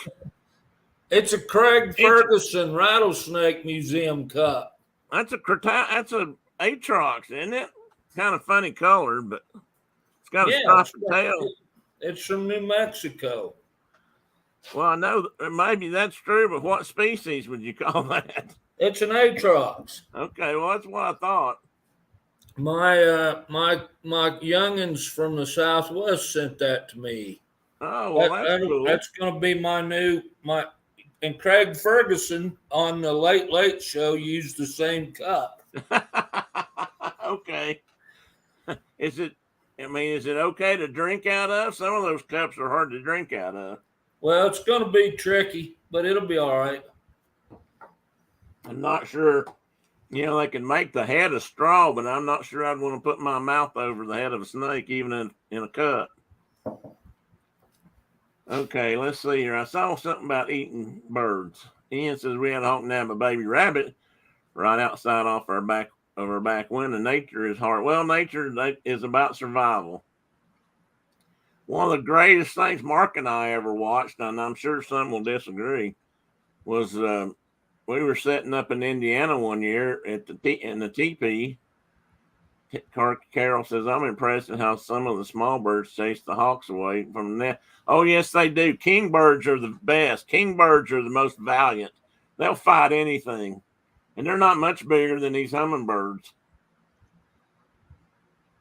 They'll nab small dogs and cats here. Yeah, that does happen occasionally. Doesn't happen as often as some people worry about, but it will happen. Rhonda says, one of them was circling me and my 80-pound dog one day. He went back to the house. I'm not messing with that. No, they're not going to attack an 80-pound dog. Or you, unless you're messing with their nest. Anyway, Mark, I was going to chase a squirrel. Mark and I were sitting around the teepee one year at Friendship doing a reenactment kind of thing. And we got to noticing, we were hearing this bunch of baby starlings that had just hatched out in a tree right across the road, little gravel road from where we were camping. And I don't know if we've mentioned this before on here, but starlings are an exotic from England, and neither of us cares much for them and have probably dispatched a few in our day trying to help decrease that invading population, which has done us no good. But we sat there and started watching, and we noticed one day that there was a pair of, I believe, if I recall correctly, they were sparrowhawks. They were kestrels, yeah. Kestrels, American kestrels, and they were flying down. They were flying off the upper hill from the nest where they had young, flying down to that starling's nest, taking those baby starlings off next and flying them back up to feed their babies with, which I thought was one of the best uses of a starling I had ever seen. We applauded and cheered every time they came down there. It was great. Yeah, hawks and coyotes, owls, fox. I saw a huge buck in Atlanta once. Wow. Yeah, I bet you've got coyotes. I just saw a really interesting thing about coyotes and dogs I never thought about too much. Walked in front of everybody's shopping center. It's amazing where you see deer now. Tina says that's officially 4. And once north side has bears, yeah, they probably do, because when you get to the upper side, north side of Atlanta, you're not too far out of the mountains. And cases we had a pair of hawks take up in our yard. I was very worried about the cat colony nearby. That could be why they took up residence in your yard. In case that was heartbreaking, Tina said something that I missed. Oh, here it is. It was that poor mama came back to her nest and eggs were gone. Oh, the raven. After she had been brooding for almost hatch time. Well, depending on, I'm not trying to belittle the story or not understand what you're thinking, but they could have moved and laid another clutch of eggs. Some birds will do that. Depends on the time of year and which birds they are.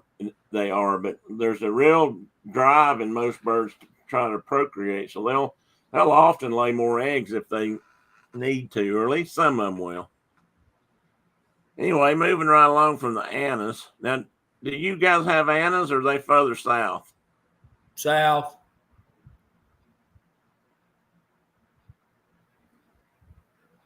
How We about we don't have costas either, but they're cool.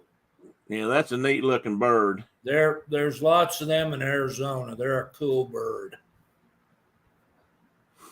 Are they pretty small? They look kind of round, but you never know how. They're little bitty, tiny. That female, the picture of the female here, I thought was a really good one. That's why I used it. That really shows. Even the for hummingbirds, they're tiny. And here we have a black chinned, which looks to me like it's also violet chinned or purple chinned. And I really like these. I really like these stop motion pictures of these birds in flight, and I use them sometimes. I use them in here sometimes because you can really see the area where the colors are generally on the front, and not over here on the female. But really, what I like about them is just how amazing they are. That we are now able to catch photos like this, and you know, when I was growing up, a stop motion picture of a hummingbird took some really expensive and sophisticated equipment if you could get it at all. And now it's not as hard. I'm not saying it's an easy thing to do, but if you've got the right camera now and you can buy them, you can set them up to do this kind of thing, and you can get some pretty good results. Not nearly as hard as it used to be. So my boss in Arizona, when I worked down there, he wrote The Birds of Arizona. Wait a minute, time out. Don't forget, hold that thought a minute. Can't see what Carol said.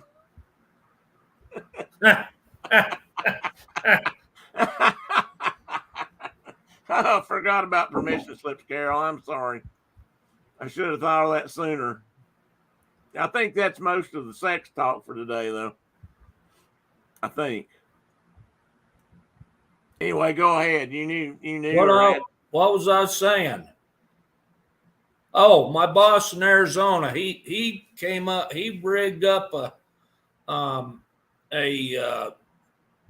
rig, I guess you'd call it, to take photographs. They were doing a book on the birds of Arizona, all species, and they needed photographs of every species in Arizona, which is significant. Yeah, and it wasn't just hummingbirds; it was every bird in Arizona. And they rigged up this frame that they had that had I don't know if it had an infrared sensor or what it had in it that the birds would fly through. And when they flew through it, it automatically would shoot a series of digital photographs. Cool. And they did that both for hummingbirds. They used it for hummingbirds and for bats. Oh, neat. Like, so they do bats at night, you know, at the cactus plants or whatever, and all those nectivorous bat species, and yeah, it's pretty cool. But I think it would shoot a burst of photos, you know, like 7 or 8 frames every time they pass through that rig that they'd built.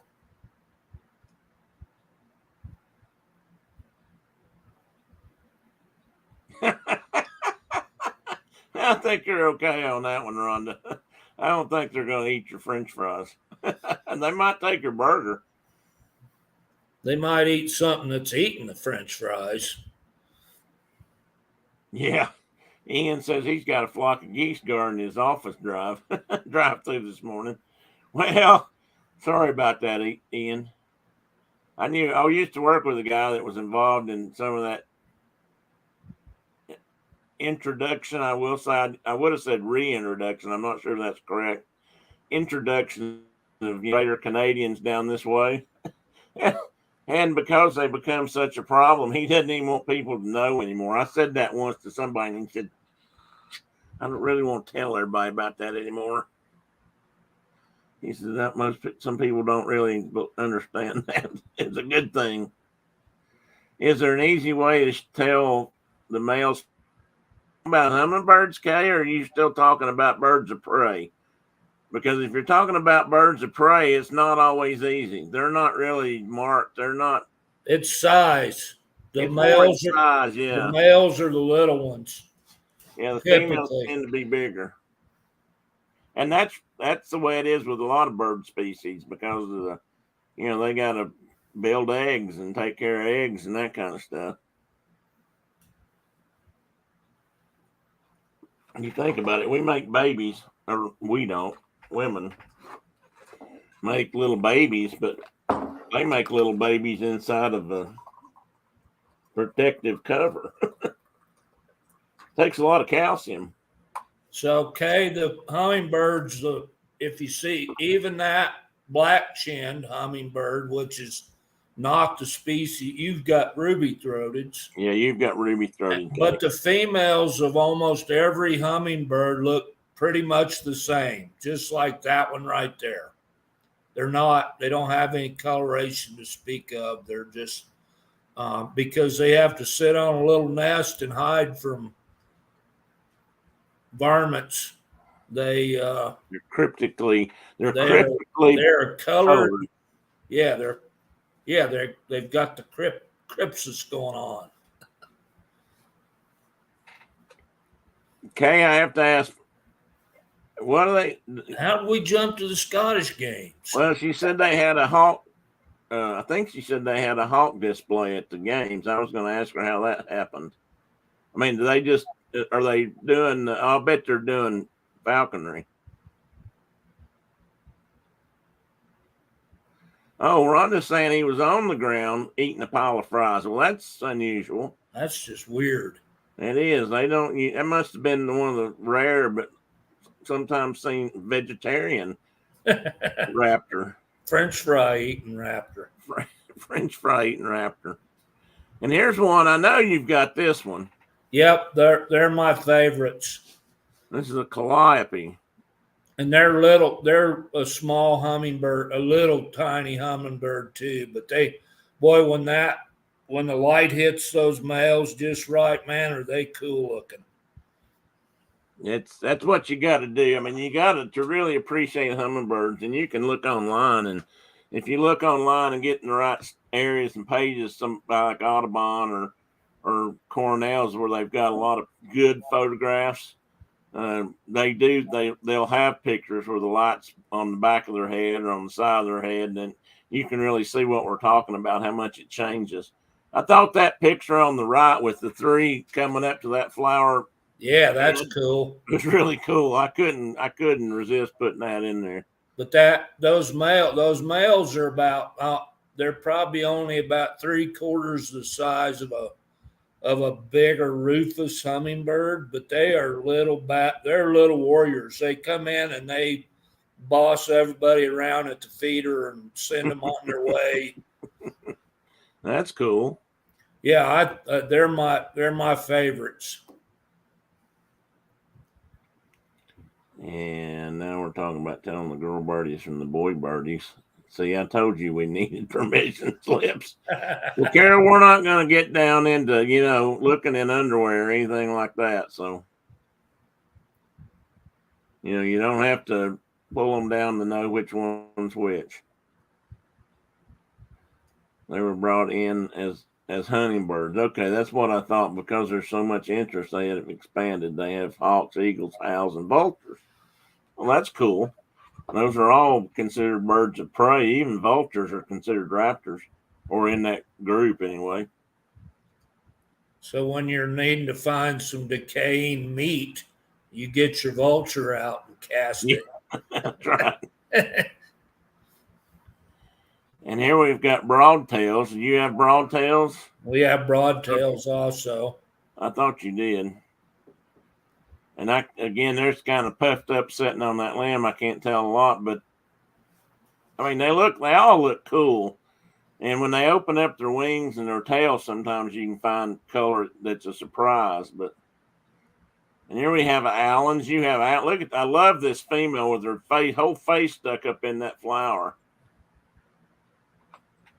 I'm thinking that's probably Darwin's probably selecting for longer bills in that genus or that group. over time because they probably, if they feed on these all the time, they need it. But that's a good picture of the male sitting there too. I mean, you can see that color really well. When they have a really long tongue too. So when yeah, I think I've got a picture of that here in a minute. I put some of those shots in at the end. Got those long beaks and then a really long tongue to go with it. Yeah. A Rufous. Now that's my second favorite. Those are our most common hummingbird.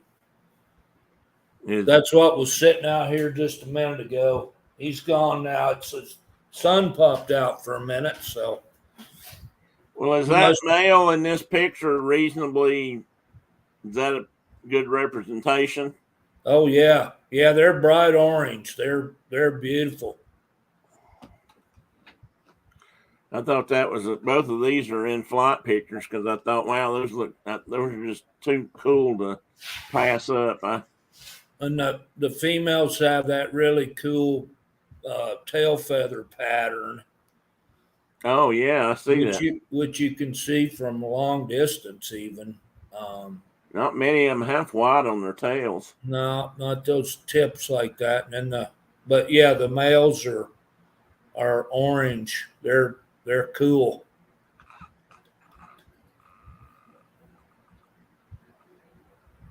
Whoop. Well, that ain't a hummingbird. No. I guess that's the last one. Did I show a calliope? Oh, there it is. Yeah, we did. But not a black-throated. But not a black-throated. I'll get a black-throated here in a minute. That wasn't on that list, and then I forgot to get. I knew I needed one.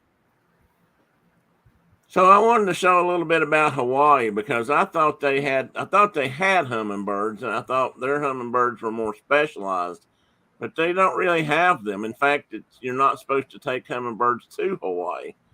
I read about that too, which would probably be hard to do. Hummingbirds are not really suited for putting in a cage and taking somewhere. But they have honey creepers, which do a lot of the same things that hummingbirds do. And this picture on the left is basic Hawaiian honey creeper, and that's about as close as I got to a significant name. But you can see by looking at that photo, you can see how it's got that long curved bill. And so it's specialized. So these guys do a lot of the same kind of work in Hawaii that hummingbirds do over here when it comes to pollination, which makes them really important. And these species, or several of these species, are really endangered, and which puts other plants in danger because when they pollinate only a specific plant, then if that bird's gone, then the plant's going to be gone before you know it. So that's really important. That's been a big issue over there. And just one of the many reasons why they're really strict about other things getting brought into the country, like snakes. And there's a couple of other things. Don't they have brown tree snakes over there? I don't think they do yet. They've got them in Guam. They've got them in Guam, and last time I heard, they had managed to not get them in Hawaii that they're aware of. Now I haven't really looked that up lately, but if they get brown tree snakes in there, these species may be gone. Yeah, because they're hell on bird populations. So jump back to our Rufous picture. Do we have was that the one just before this one? Right there. Oh, there it is. So the wind blows every now and again here in Wyoming. Every now and again. And one of my guys and I were out doing a pronghorn antelope survey one day. And it was noon, and we were sitting on this rim just looking over the country and eating our lunch. And the wind was blowing, probably 60 to 80 miles an hour. And we're sitting there trying to talk to each other. The wind was blowing so hard we couldn't hardly hear each other. And something came flying between the two of us, just kind of like somebody had thrown a rock at us. And it just landed back in the sagebrush behind us. And I went back there and looked around for it. And it was a male Rufous hummingbird. And the wind literally just blew him out of the air. Wow. And and he was sitting back there on a sagebrush, and I picked him up, made sure he was okay, and he flew off in a little while. But I never seen a bird just get blown down like that before. Wow. Well, that probably explains why we end up with some of these over here every once in a while. I think so. The rufous, every once in a while in the wintertime, somebody over here will have a rufus or even a calliope or even a mango or something will pop up once in a while. And all you can figure is they got blown off course while they were migrating and somehow ended up over here. And usually, if one of those birds ends up here, you see what Tina said about the underwear? Usually those birds, if they end up here in the winter, they stay here all winter because they're kind of stuck. I'm laughing at Ian. Wind in Wyoming? Wind. Who knew, right? That's why I chuckled when he said, yeah, once in a while, too. I always laugh when people talk about hurricane force winds and, oh my God, the world's going to end. And I'm like, it happens every single day here. Pretty much, yep. Anyway, so creepers are really interesting and specialized birds too. And these are just some cool pictures I found of different hummingbirds. I don't have these named, labeled. I just put them in here. So I don't know, Mark, if you think you know what they are, you're certainly welcome to say. But I thought this was cool. You get to see them feeding their young. Well, I think that's a ruby throat right there on the nest. Or right here. The other one, yeah. I think it may be. So that's a male feeding a young'un. Yeah. I don't know. That could be a female too. And their nests are really weird construction. I don't know if they're using their saliva and spider web. That's what I've heard. Or they use a lot of spider web, I think. Yeah, they do. And if you get close up and can see one, you can tell that. They're solid little objects. I mean, they really do a good job of building those. I wonder if they ever reuse them, or if they rebuild them every year, because they are pretty solid. You haven't lived until you tried a charcoal fire in Wyoming, Kansas, or Nebraska. And that's a fact. Ian told me earlier before you got here, Mark, that he was going to be responsible for keeping up with, you ain't never lived until things, for us, in case we needed a reference.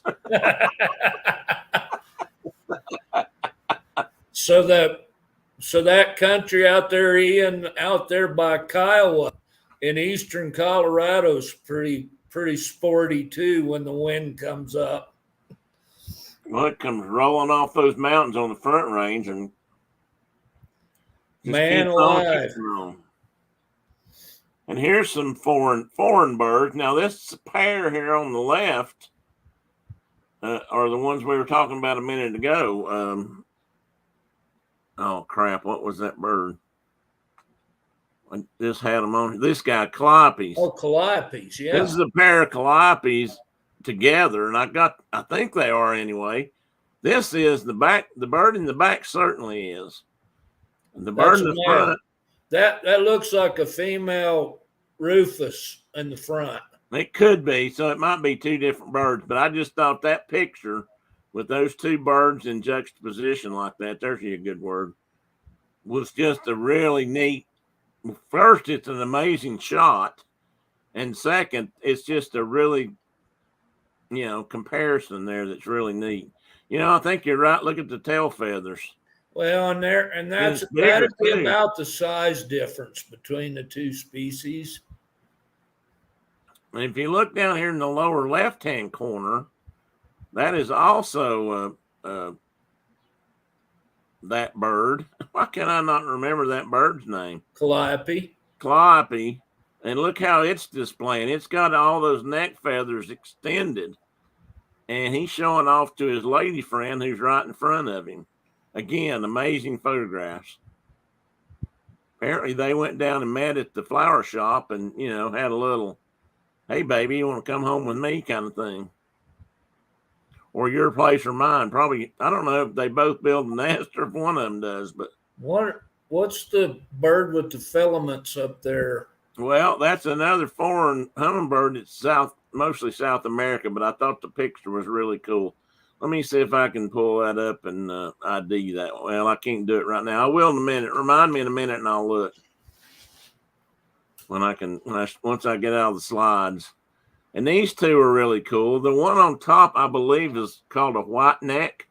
It's just got that stripe here, and I think it might even have had a Jacoby's white neck or something before, but I think that's changed too. And then this, I can't ever say the word lucustrian. Yeah, lucustric hummingbird down here at the bottom, and which is very unusual. I've never seen a hummingbird in the white. It's amazing that it lived. Yeah, it is. It really is. And I can't see any. Of course, I don't know if it's male or female. We don't want to get down in the underwear and look. That's mine, Tim. Yes, it is, Mark. I gotta have something to have color, just not as vibrant. Haven't lived. Anyway, it makes you wonder if it was a male, if it would have any of the iridescence show through. But I can't see anything on that bird, so that's cool. It is cool. I would love to see one.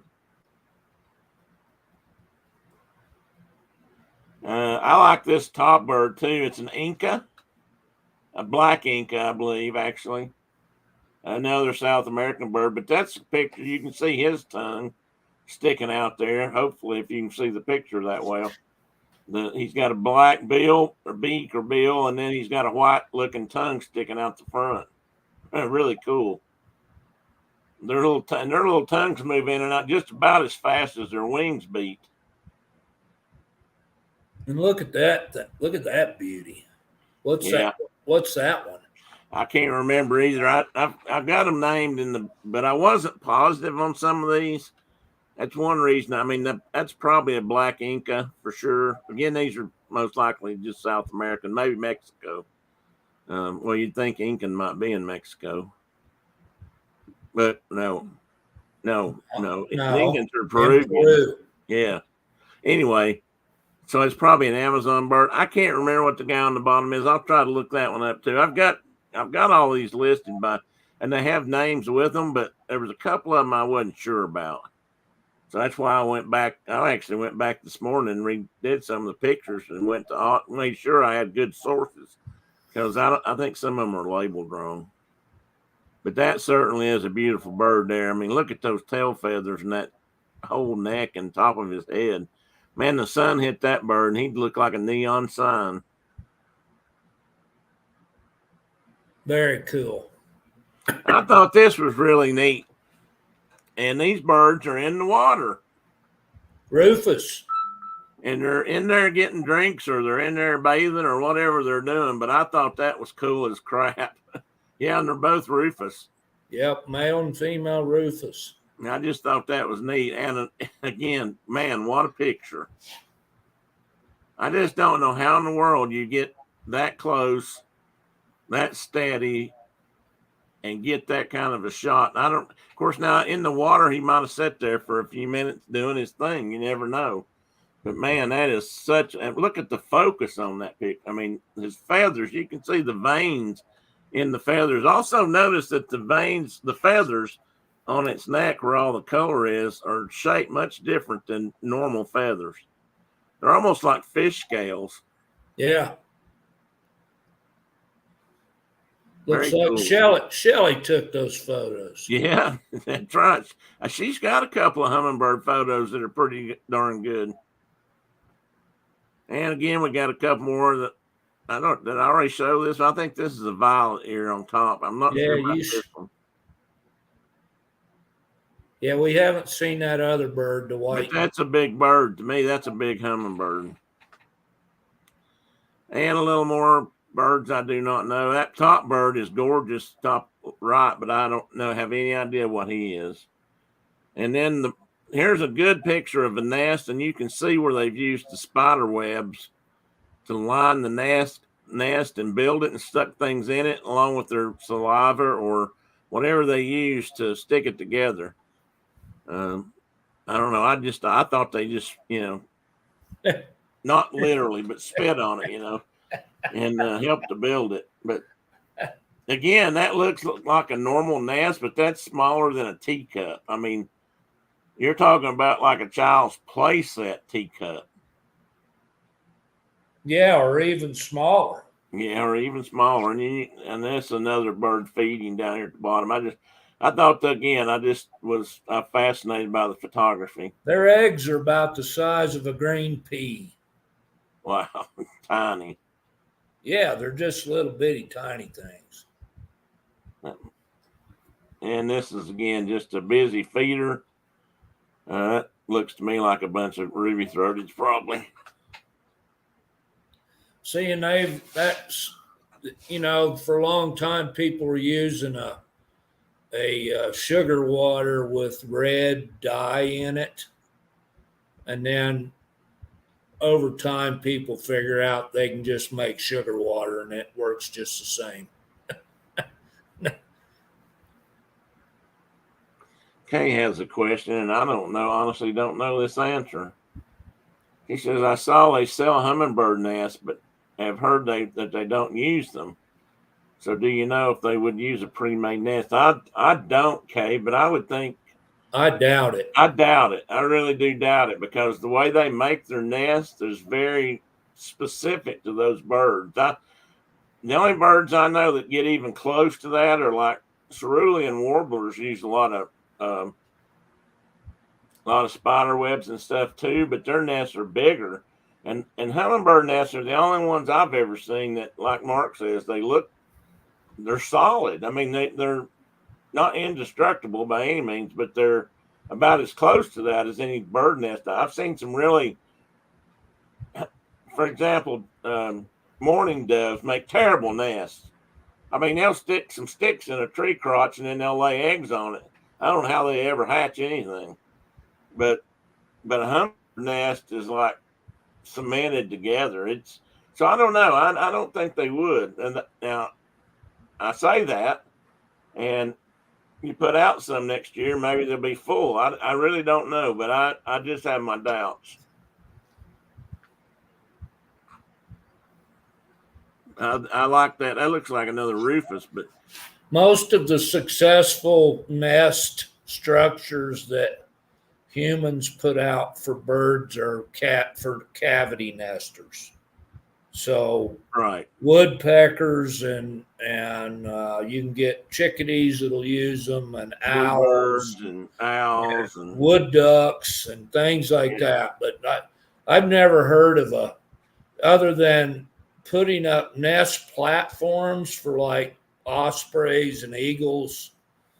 You're just building a structure that they can actually build their own nest on. They use those, but there's a whole conversation going over here to the side. Dan says, I'm not mature enough for most of these conversations. He's telling Tina and Carol. Well, that's why you have to have a permission slip in. You might want to see if you can get one next time before you come in. And Tina has already said that she needs a whole tablet of permission slips. And then I saw her say something else.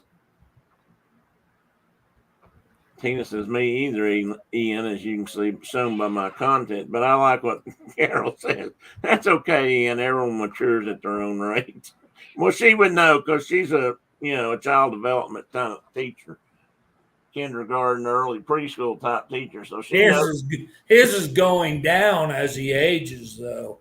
And Rhonda has just thrown a huge squirrel in there by saying that gas in Georgia has gotten all the way down, or I think she's still in Georgia, all the way down to $3.48 a gallon. That's just about getting back to where? Georgia. I'm gonna have to make a run. Yeah, really. It'd almost be worth putting some drums in the back of your truck and going down there. That's pretty. We're still we're almost to $5 here. Has it gone down there, or is it just settled there? Not that I've noticed. It's. I think it's kind of. Hopefully, it's topped out. Diesel fuel's over $6. Yeah, I know. That's nuts. Is your truck diesel? No, thank God. Mike, I'm going to tell you something. It'll probably get lower than that before it's over with, but it doesn't matter how much it goes up or down. Americans are going to complain about how high it is, and I don't, nobody wants to pay it.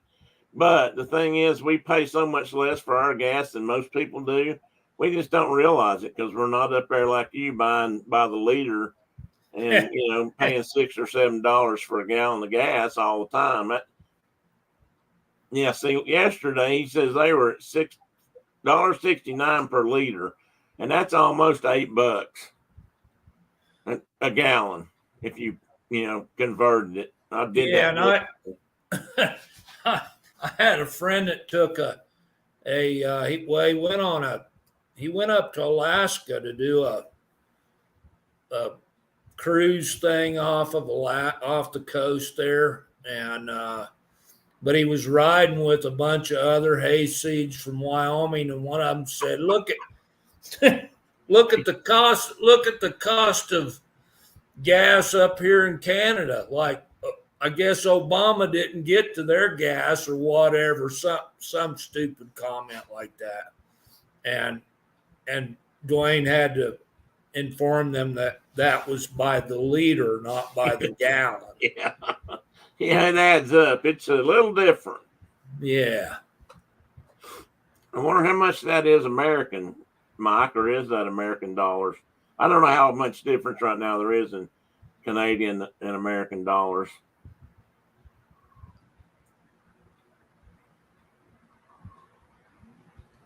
It depends on how much they RK, but I'm not against experimenting with things.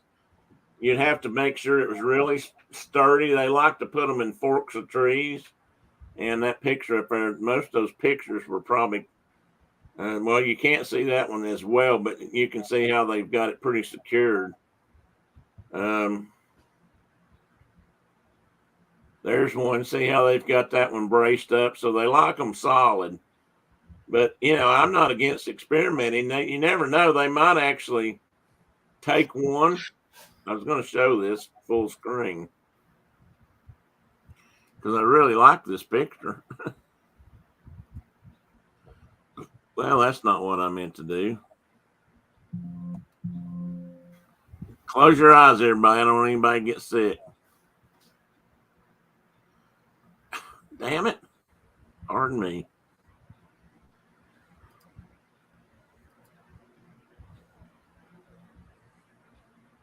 Well, anyway, I wanted to end with that picture. I thought that was a really cool picture of a hummingbird sitting on a tree limb, and it almost looks like a rufous, but the neck's wrong, I think. Well, look how big it is. Well, I know, but it's bigger than the moon. That's what I was just going to say. That's a damn big hummingbird. That's a big hummingbird. That's one of them hummingbirds out in the nuclear testing areas, Arizona, New Mexico. Nobody, it's outgrown its bad self. Okay. Well, I've got some pictures. I'll pull up and see if I can go into my file and see if I can't do a couple of those, pull up a couple of those you asked me about. I bet I found a dozen or 100 pictures and put them on my computer yesterday. Chernobyl hummingbird. What? Chernobyl. Chernobyl. Like Godzilla. It probably spits electric bolts out its beak or bill. What would you ask me about a black chinned? No. Throated. Black throated.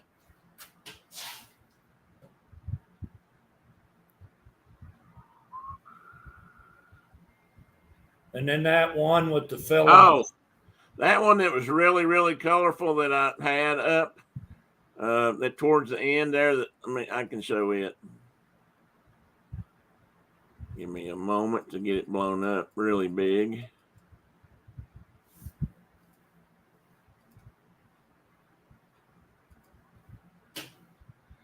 This guy right here, that's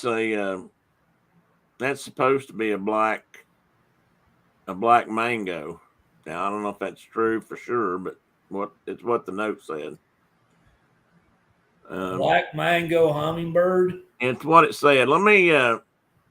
Now, if I do that, I can't see all the names. There was another one you wanted to know about here. Yeah, it's the one with the filaments on it. There's another really cool picture of displaying. That's a very cool photo. Look how he's got his wings folded on his back like a wing. That's cool. I mean, if that's not, hey baby, look at me. I don't know what is. That's pretty wild. What's that species? Let me see if it says. Where'd he go? Oh, here. It says it's a Anna's. I don't know if that's right. Might be. It might be. I mean, that very well could be an Anna's. Oh, the ones that you asked me about, the sickle tails. It says they are booted racket tails is what this says. Oh. And I had another one, and I don't know if I put it on my slides or not.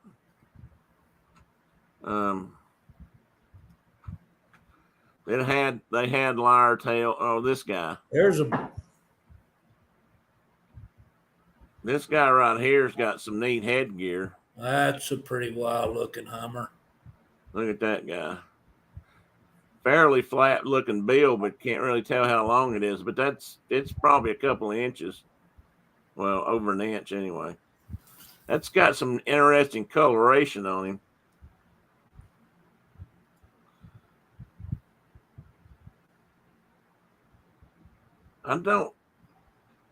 Mark, you know what? Let me shut that off for a minute. A black throated, right? Yeah. Let me see if I can't pick up one here real quick. I can't believe I didn't find one.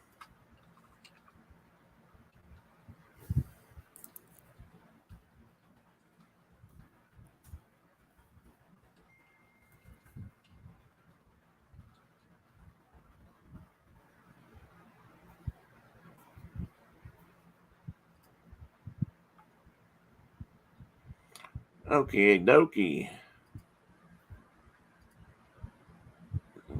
As we said before, that I've shown that picture.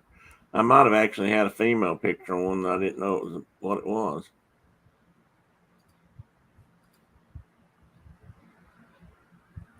Well, they're calling them, this thing's calling them black chins, even when they're. Yeah, I just looked up black throateds and they're calling them a mango. Huh. And so they maybe black chins are what we have and not black throateds. Maybe they are. That's interesting. If you're interested in that sort of thing. Well, there you go, folks. That's a lesson in hummingbirds, which I'm sure, Ian probably been asleep for the last hour or so. So I need to call him and wake him up. I had no idea there were so many varieties of hummingbirds here. Yeah, Carol, what's a shame? What's bad about that, Carol, is we only get one. You and I only have, we live in part of the country where there's only one on a regular basis, and that's a ruby-throated. And you probably don't see the winter birds. Now here, every winter, I used to monitor the bird list here in Tennessee, and there's people out there that watch every day for things like this, and they'll have feeders up year round. And Allen's, every once in a while, an Allen's or a Rufus, I've read about Calliopes. One or two will end up somewhere back here in the eastern United States.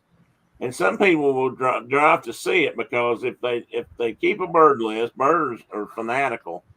some about if they get really serious about keeping bird lists, and they'll drive, they'll drive halfway around the country just to see a bird they've never seen before. And so if somebody has a really unusual hummingbird on a feeder, they'll drive to see it. So every year we get one or two, but it's assumed that they're migrating birds that got blown off course, kind of like Mark was talking about a while ago, and they end up here for the winter. And rather than, once they're here for the winter, they're stuck here for the winter pretty much. And once you start feeding on an artificial feeder, you need to keep it up for them, because that's literally the only thing they'll have to eat while they're up here, because all the flowers and everything else are gone. So is Carol leaving? Okay, friends, let me see. I got going to be packing. I'm listening, but I'll be out of chat. Thanks for a great show, Tim and Mark. Thank you, Carol, for coming in. Thanks, everyone, for great chat. Carol, I hope that I will send you a text this afternoon or something on Instagram with my phone number on it, and you can give me a text, and we'll see how things are going this week, and hopefully we'll be able to get together. I'm not sure Brenda's going to be up to it for a couple more days yet, but we might at least be able to come by and say hi. Tina says she's been on the phone for the last 15 minutes and no any squirrel. No. You're going to leave the room, Tina, and you got to designate somebody as a squirrel killer, or they're just not going to count. We didn't have any squirrels. I don't think so. I don't think so either. Closest thing we might have got to it was the black chin, black throated hummingbird distinguished or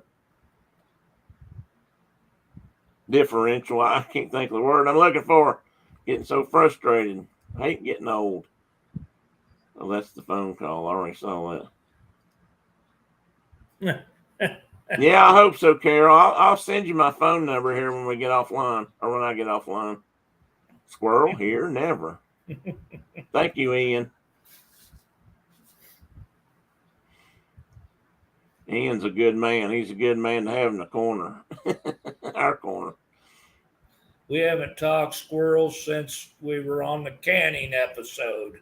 That's right. I don't know what you're talking about. I was just I'm reading the For Whom the Bell Tolls. I told you about that, I think. And there's a chapter in there where things are getting a little dicey between the right and left army, so to speak. And they've got a gypsy that's fighting with them. They're all partisans, hidden in the back country, living in caves. They got a gypsy working for them, and he's not on his post. They go to check on him, and they've got a enemy cavalryman that has ridden in like a patrol, and he ain't even seen. And they go looking for him, and he's out chasing rabbits. He said 2 hares had come in male chasing the female. And he said he caught them doing the nasty, and so he took the opportunity to hit them both in the head. So they were going to have rabbit stew for dinner. Not a squirrel, but close. Canned squirrels. Well, I bet you could can squirrel meat. That's something I might need to try, Ian. Mark might have to teach me how to do that. It would definitely can. Oh, I'm sure they would. You just have to chop it up in pieces, cut the leg bones off or something. Yeah. Tina said that's a good book. I am really enjoying it, Tina, and I'm actually kind of embarrassed to say I've never read much Hemingway, and this is the first time I've sat down and read one of his longer books. I've read some short stories and just some parts of stories in the past, and I've read a little bit of The Old Man in the Sea, but I've not sat down and read the whole book. And I think I've read a couple of his African stories, but this is really interesting. Diana said, "Ooh, about squirrel meat." Of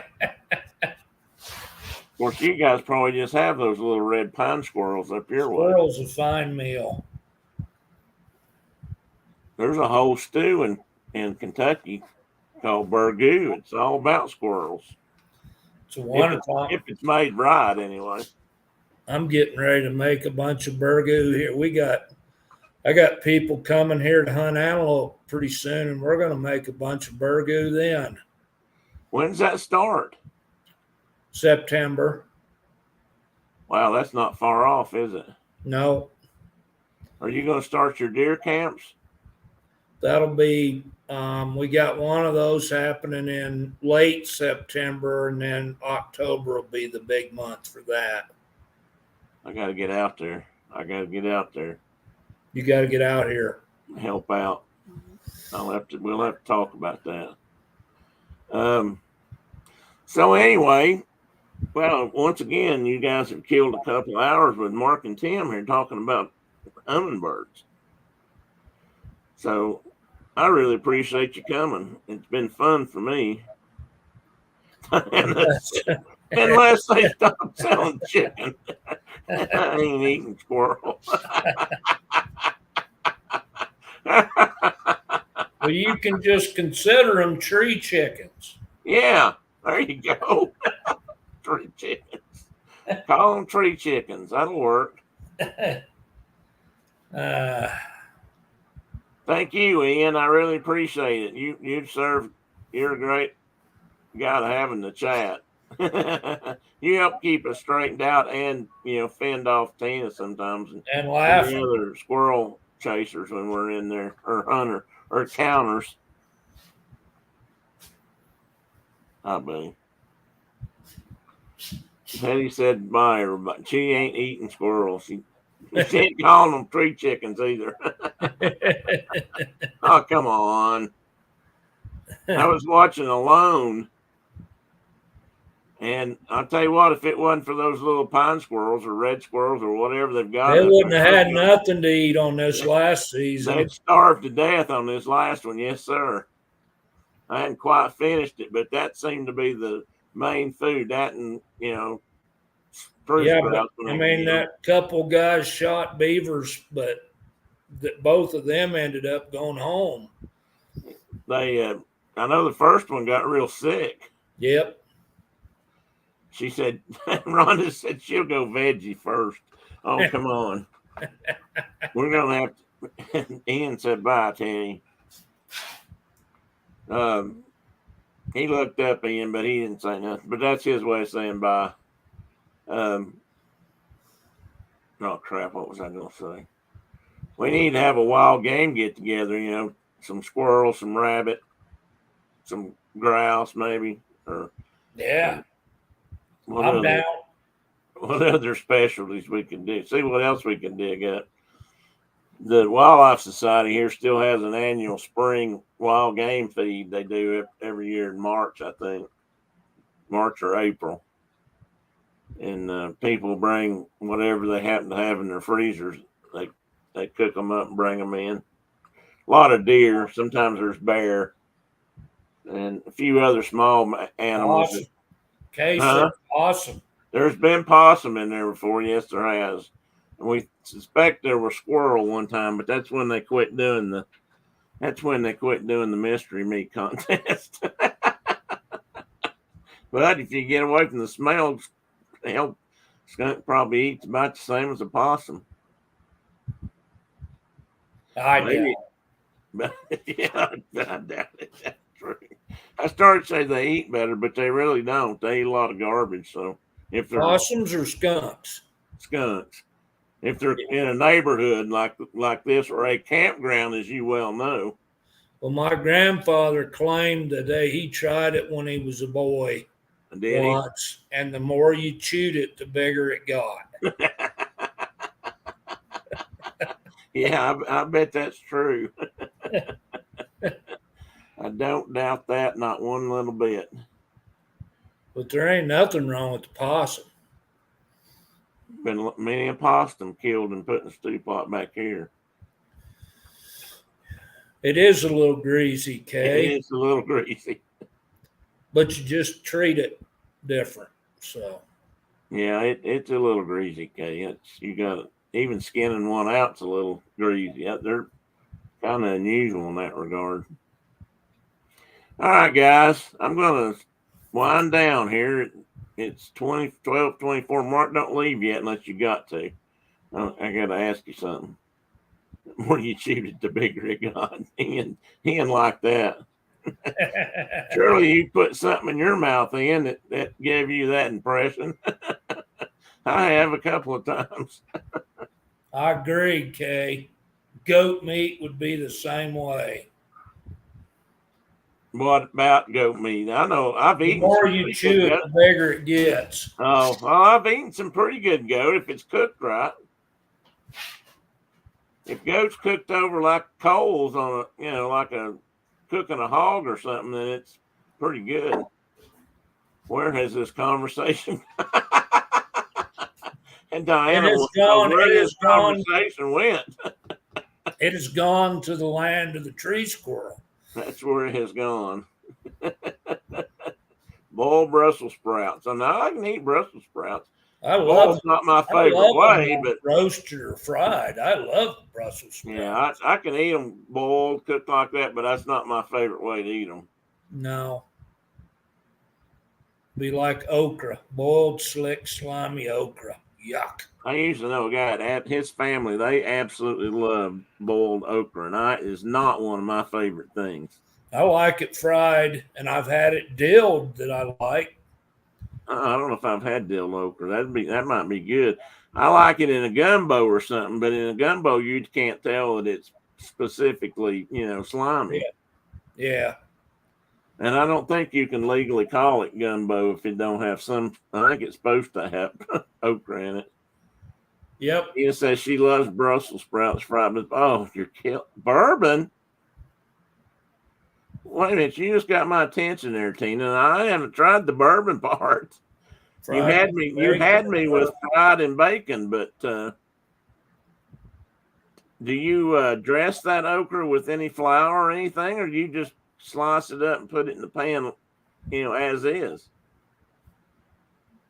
That's I like to hear. Might have to try that. My wife ate Brussels sprouts the very first time last week. We had a great big mess of them. Oh, that's right. She's talking Brussels sprouts. I was thinking okra she was talking about, but she's talking Brussels sprouts. That'd be all right too. That'd be all right. I might have to try that. Kay likes it fried too. See, that's a true Southerner, I think. Vegetable soup or gumbo. Yeah, I can eat it if it's in vegetable soup or gumbo, but the whole idea of just boiled okra is not fit for consumption. No, I've messed with okra too much, and that is not something I'd relish. I don't think it does something weird to them. But Joe, my buddy Joe that I worked with, he used to talk. Man, he loved that stuff. Maybe he just did that to be contrary. I don't know, but he ate it. His whole family liked it. As in his grown daughter and son. When they come to visit, he'd fix boiled okra. It was kind of a family treat. Well, we did Brussels sprouts last week, and I just roasted them on a pan in the oven with what the heck kind of Parmesan cheese over them. Oh, that'd be good. Man, were they tasty. I may have to try that, Tina. That sounds like something I could do. The deglade, yeah. At the end, yeah, I could. I'll have to give that a try. I'm sure I've got some bourbon or something here I could use that would do that. Bourbon probably works good because it's got a little bit more. I think it's got a little higher sugar content than Irish whiskey does. Rhonda doesn't like to eat nothing. Squirrel, okra, nothing.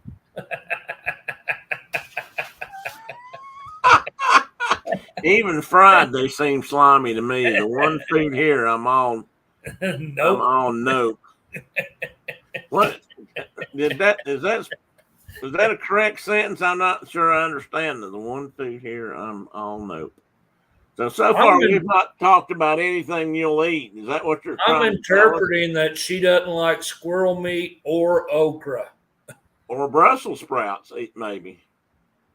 Oh, maybe. Well, let's hit some of the other big ones like cauliflower and we talked possum. Oh, possum, yeah, we talked possum and skunk, but we really didn't go into that one. She likes grits. She does like grits. Well, that's good. I'm glad to hear that. Oh, but wait. She likes grits, but I think she's from Ohio. Do you put sugar in your grits? I bet it's milk and sugar. Oh, God, please no. Tina says her mom liked boiled okra, but for her, that was a nope. And Brussels sprouts. Okay, so maybe she likes them. No, it's not a proper sentence. I love Brussels sprouts as long as they're not mushy. I agree. Yeah, that's fair. But as opposed to being mushy, I kind of like them to be a little crisp on the outside. Yeah. But you got to tell me about your grits. What do you put in your grits? How do you eat your grits? This is an important question. This is one of those things. Are you a Southerner kind of question? Some people would take this really seriously. I never had grits until I came here. See, see, I'm a little worried. Oh no, she's pepper and butter. Okay, I can do that. That's pepper and butter, pepper and a little salt and pins. Yeah, okay. I don't know. That's a proper grit. She might. Yes, proper grit. I was gonna say she might put sugar and milk in it, but we might have warned her off, so she may not tell us now. But if you're in kind of a cream of wheat mood, which I love cream of wheat. I know. Milk and sugar on a grit tastes just like cream of wheat. That's well. This can be a squirrel, Tina. I won't throw the post chat restriction in on you. It's kind of like the end of the football game, where they all sit around and talk about what they should have done and didn't do, and that you don't have grits in Canada. Well, if you all get really hungry, you let us know. I'll send you some. They go a send you a box of grits. They go a long way. Yeah, they'd be easy to ship. Cocoa wheat. Cocoa wheat with sugar. Well, I would think that's fair. Tina says, my ruling. Mike says they're deprived in Canada. Well, it's cozy. I got to get everything up there by dog sled, and you just can't carry everything. You got everything's delivered by dog sled. Or snowshoes. I guess in the summertime, probably by canoe. Well, yeah, I would hope so. Yeah, poutine without pimento. Oh, you put pimento cheese and poutine? I'm not sure that sounds good to me either. I mean, basically, poutine is cornbread pudding. So I might could eat that. Poutine is what? What? What'd you say it was? Poutine. Isn't that cornmeal? Isn't that a corn-based product? Kind of like grits or what? No? I never even heard of it. Oh, you don't know what it is? No, I don't know it. Well, tell me, Ian, or you, because I'm not sure I've had it, but I thought I knew what it was. I thought it was almost like grits, but different. I'll have to look it up now. Tina says she actually watched the video about Canadians not contributing to the hemisphere's food specialties. There you go, Mike. Poutine. Oh. It's fries and gravy with cheese curds. Well, what am I thinking about then? Yeah, I've seen Red Green eat poutine. I forgot about this. Fries with gravy and cheese curds. Now that sounds good. And maybe potatoes cut up, that kind of thing.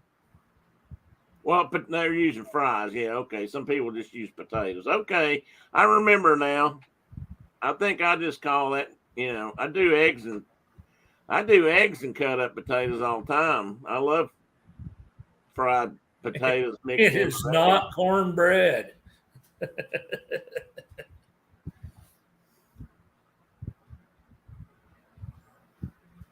What, you don't know what poutine is? And I thought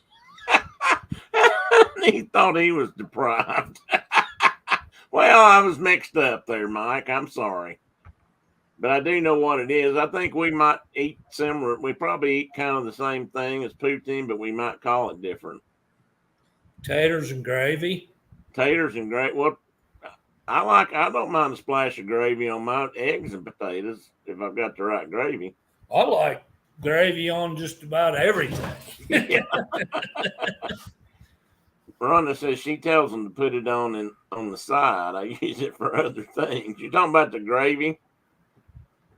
Just tell them to leave off the pimento.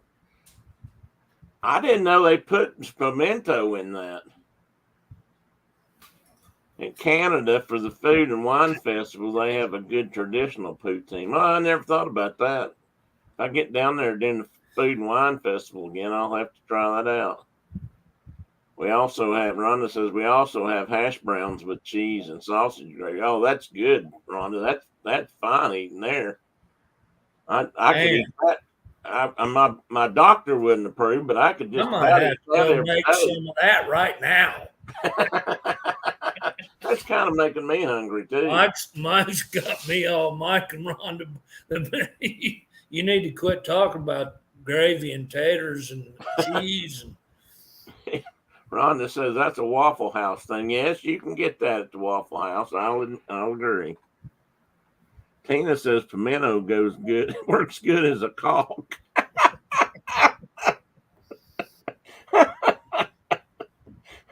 I'm taking it that means you don't care much for pimento. See, I'm assuming, I'm making an assumption here, probably based on facts not yet in evidence. Are you talking pimento as in pimento cheese, or are you just talking about red pimentos, which are just peppers? Kind of like roasted. Hey, Tony, welcome in. Fantastic Chronicles.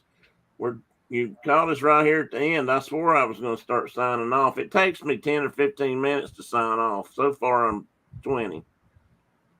I need to dig the hash browns out now. I'm just saying.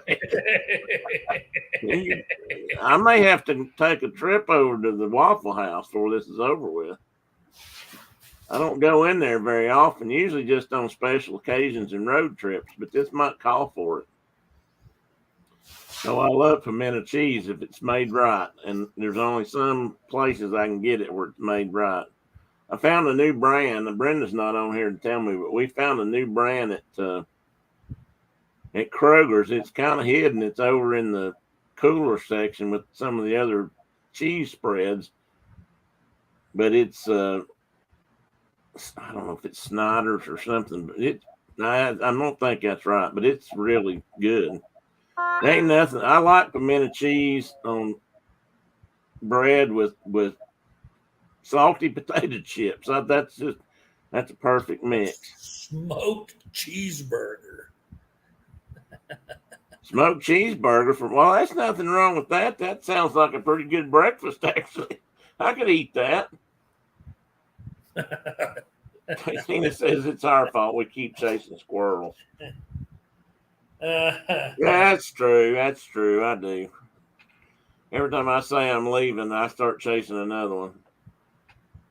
Rhonda just got home, going to make her own waffle. And you won't let me leave. Well, because I want to talk to you a minute, bro. I love you. You ain't gonna let me leave. Okay, I'm gonna get done so I can let Mark leave. No, I'm just kidding. Well, so am I. I'm gonna kick you. Well, no, I'm not. I'll wait. First, I'm gonna kick you back into the studio, but just to say bye. But thanks everybody. And if you can make some waffles or some poutine or any of that kind of stuff right now, thank you much. I mean, think about me because I probably won't get any. And Kay Atwood says she likes the Palmetto brand of pimento cheese. It's kind of spicy. Well, I'd like to try spicy pimento cheese. Bye, Mark and Tim and chat. Bye, Ian. You take care, buddy. Yeah. Hope you keep feeling. I think it's you're at work today, but he was a little bit under the weather. Anyway, thanks everybody. Have a great rest of your weekend. if you're still listening, Carol, I'll talk to you later, and see y'all again next week. If the good Lord's willing and the creek don't rise, we'll be back. Bye.